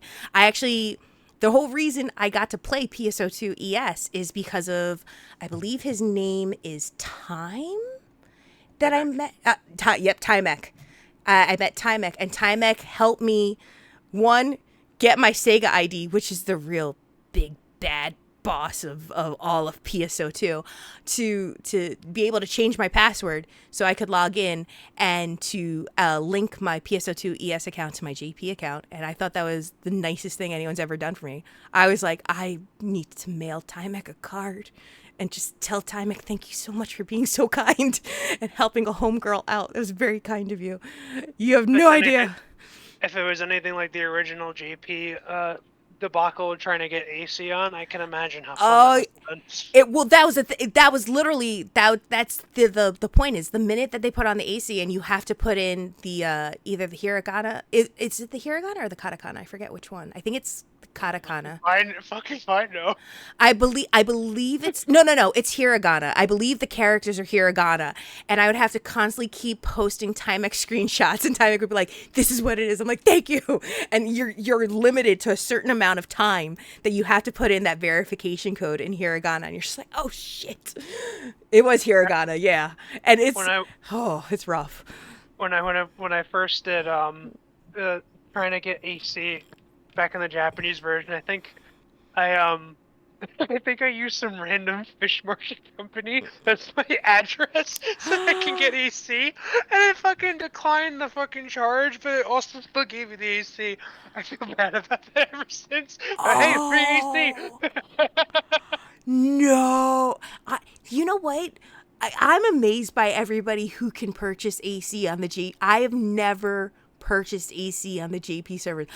I know that there's a way to do it. I do not know said way, nor have I ever attempted. So everything that I have done from 2017 onwards on my Cast Braver, on my JP account, she has never gotten a single paid thing. But let me tell you, the Japanese player base on Ship 2 of PSO2, some of the nicest people you know, they've given me some great costumes. Like someone gave me a Fei Yun costume because they heard that I liked maid outfits, and I was very appreciative of that. And I still cherish that costume always. So, props to yeah. I think they cut that out after I did it. I did it very early on. I'm pretty sure they what is it? They nailed down against trying to do like circumventive ways, and I can only imagine the deep and convoluted nonsense I must have did to get it, and it's just a foggy mystery to me. I have like a note somewhere in my room that had like weird ass passwords and for weird ass websites. I can't imagine what the fuck I did to do it, but it worked. You're like, it worked. I'll never question exactly how it worked, but it worked, and I'm just gonna leave it at that. That's just called the fates being kind to me today. They helped me out. I'm in. It's like, let's go. And from chat, as you're saying it was hiragana, Arliss is saying, thank God ES was the easier method. Pop mentions, by the time I started playing PSO2, I actually learned hiragana via an RPG Maker game. Ooh. J-Thud, I love episode 3 lobby style with the jukebox. And Dusk with the blurp. Hello. Hello, folks. Come on in. We've been interviewing Seth, who is the owner and administrator of the Esper Mansion. And Seth also is a huge Sonic fan. I don't know if you guys knew that. One of the biggest Sonic fans I've ever heard. I had no idea that he loves Sonic so much. Thank you, Arliss, for pointing that out to me. I think it was Arliss that pointed it out. But I'm going to find where you live, Arliss. No. It's okay. Do you want me to? I'm gonna fucking stuff him with medium rare potatoes as well. Listen, I'm sorry, I apologize. If you're a massive Tails fan and not a Sonic fan, all you have to do is just say the word. I didn't know. It's okay. We've got some questions in here too. Let's see. Learn hiragana to survive. Alex Odev is saying, and I know Alex is also in the Esper Mansion as well. What's Seth's thoughts on secret rings? No. What secret rings? Is that like the Sonic rings? I don't know, but it's Sonic, so no. It's Well, I mean, you've been playing Elden Ring, so I just wanted to make sure I was clarifying. Did you Yeah. ever think to make, okay, hear me out. We're not going to go on a tangent, but just hear me out. Have you ever thought about recreating a Sonic character in Elden Ring and running a playthrough as Sonic? What was it? Someone already did that. Oh, what was his name? Baron's Castle. I think he literally made Sonic to. I forgot what the fuck, like specific unique challenge to it, but he made Sonic for it. It was hideous. It was hilarious. You could do Shadow. You could do Shadow. There's Come Amy as an on! option. I'm just putting ideas out there. I really feel that this would enrich and have, since you love yeah. Sonic so much, I thought you could just add it to other games that you play. That's all. I just wanted to help you out. Uh-huh. I do want to end the interview though with an important question, and I kind of like to make this the final thought-provoking emotional question. It's not very thought-provoking or very emotional, but it's still a question I did want to ask. Do you have any goals or aspirations for the future of the Esper Mansion in the months, years to come, and what can people expect when coming to the community for the first time? Well, the first half of that question is actually immensely emotional, but I Mm-hmm. can't say that just yet. You'll find out next year. Okay. Okay. And as for the latter, pretty much everything we talked about so far is exactly what they expect. Mm-hmm. It's a great place to talk about Fantasy Star and share things that you created and to just have a fun time. I mean, there's a few members of the mansion that don't even fucking play Fantasy Star. They just visit there because it's great. I'm not mad at that though. I'm not mad at Yeah, that. it's great. I know there's a couple folks there that play, different MMOs and stuff, but there's that common thread amongst us all in that, Fantasy Star affected us in some way, and I think that's what, really forms it and brings the community together. So, I'm always I'm always thankful that I stumbled upon it on a website and I clicked it and I joined out of nowhere. I didn't realize that it was an automatic invitation to the server. I thought it would, it just immediately announced that I joined the server and I went, "Oh shit. I wasn't ready for this. I wasn't ready at all." And then I said, welcome. You literally, and I was just like, "Oh shit, I can't run away." Because as soon as I saw your name, I was like, "Oh fuck, that's the owner. My bad. I don't know what to do here. I wasn't ready. I wasn't Gotcha. ready." But I don't mind being God. I don't mind being God. I think it's one of those things that now it's a happy blessing. So it really is. Fantasy Star is easily one of the best communities, and I think regardless of the iteration of the game, what type of game, or how you even choose to play it, the one thing that I've always enjoyed about Fantasy Star people is they're unapologetically themselves. They're authentic and true to who they are, and they play the game just because they love it. And you're going to have bad eggs in every group and every community that you're in, but it never outweighs the majority of good people that are in the community. And I think that's something that always needs to be highlighted. So, Especially in the mansion.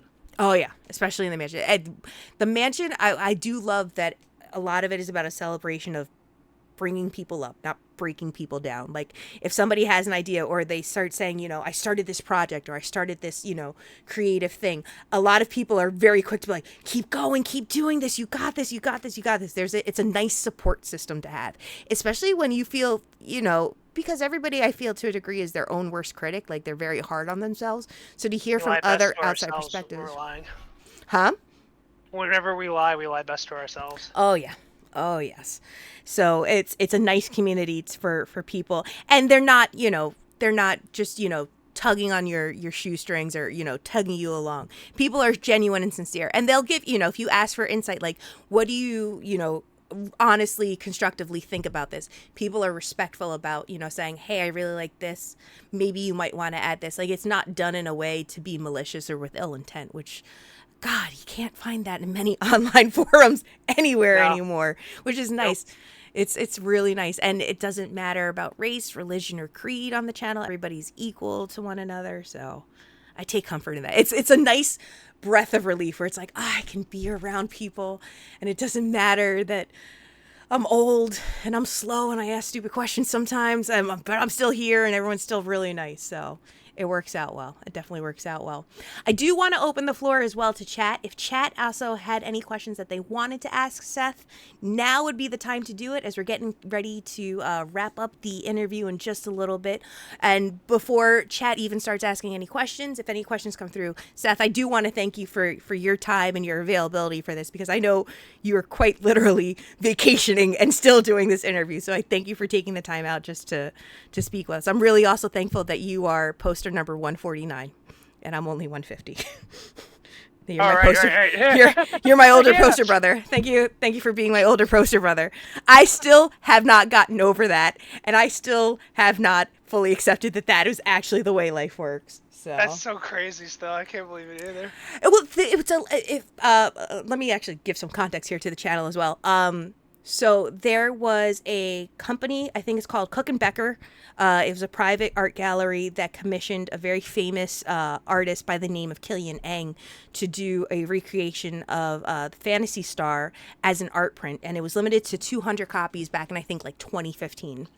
And it's a beautiful, beautiful art print. Like, when I tell you it's beautiful, it's probably one of my favorite possessions.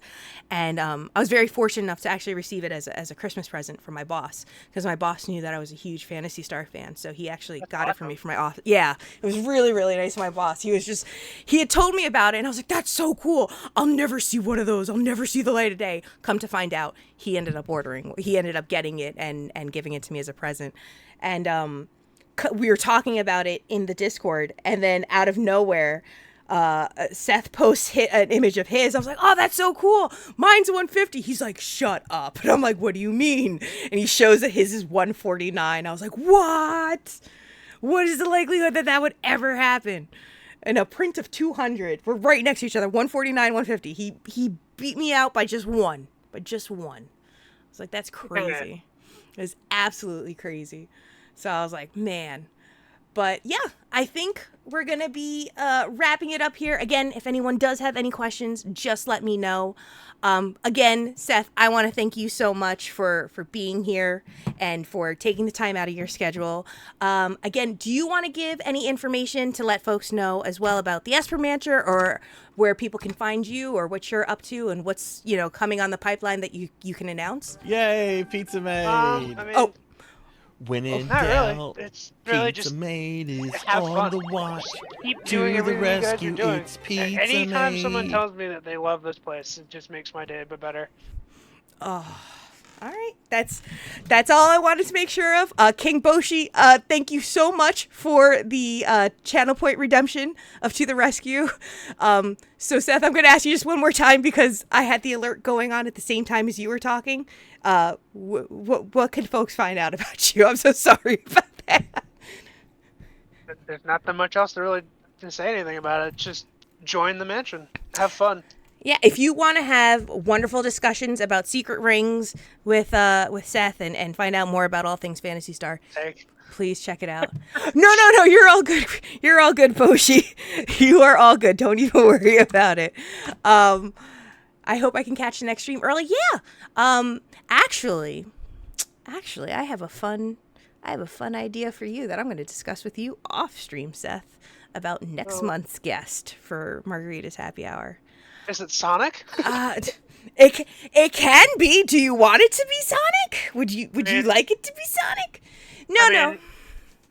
No, but if you get, what is his name? Is it Roger Craig Smith? I forgot. He's one of the voices for Sonic. I'm a pretty small time streamer. There's a lot of big time people I would love to have on the show. I'm a small time person, yet we have Ruby Eclipse in the mansion. Don't say never. Right, that's true. I have my thoughts, but I will touch base with you on something, because I would love to get your thoughts on it. What I am going to do, though, right now is I am going to move this on over. What you are going to do here on the channel is we like to end the streams with what we call here a Mado Rado. And essentially the way that the Mado Rado works is all of the good vibes and all of the positive energy that, we've had here on today's episode and today's stream, we like to try to pass on that same excitement and energy to someone else. So do you happen to have anyone that you follow on Twitch or that you enjoy watching that it might be streaming right now that we can go send them a Mado Rado? I'm curious to ask. PK, turn on your stream. PK, what you doing right now? PK, what you up to?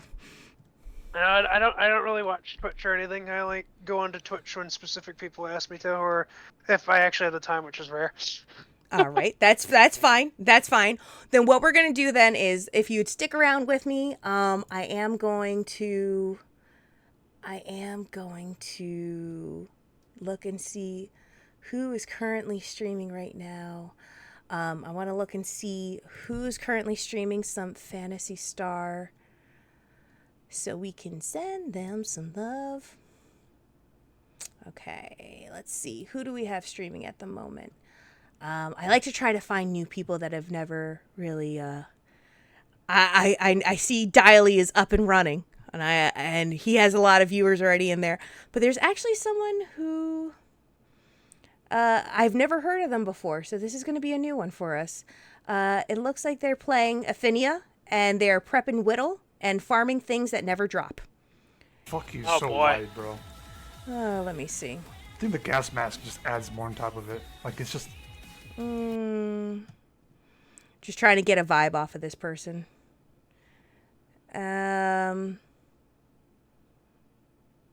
Let's see here. Okay. All right, we'll give this person a shot. They go by the name of Pasta Punk. Do you guys know Pasta Punk? Never heard of him. No? This is a new one for me as well. Yeah, literally, first words were "fuck you." That's why I was like, wait a second. Let me see what I'm looking at here. Let me see what I'm looking at here. Let me gauge properly. You know what? It's a toss-up between Pasta Punk and Diley. I kind of want to give... we can give... PK knows Sarzak. Sarzak. Sarzak was actually my first guest on the channel. Did you know that? He is the inaugural guest of this show. So I know you knew Sarzak, PK. They're in the mansion too. Oh yeah, I know Sarzak well, and me and Sarzak. Sarzak does his PSO streams every Saturday. You know what? Just because he talked to me about FOMOtes, I'm gonna give this one to Diley this week. I'm gonna give this one to Diley because Diley makes me laugh, and I'm gonna tell him, "Fuck off my orifice." Was that what it was? What the FOMOte was? I can't remember. God. I don't remember. It's fuck out of my face. No, something. I'll figure it out. Fear of missing out. What? Fear of missing out. Fear of missing out. Yeah, FOMO. That's how that relates to emotes should still be on there.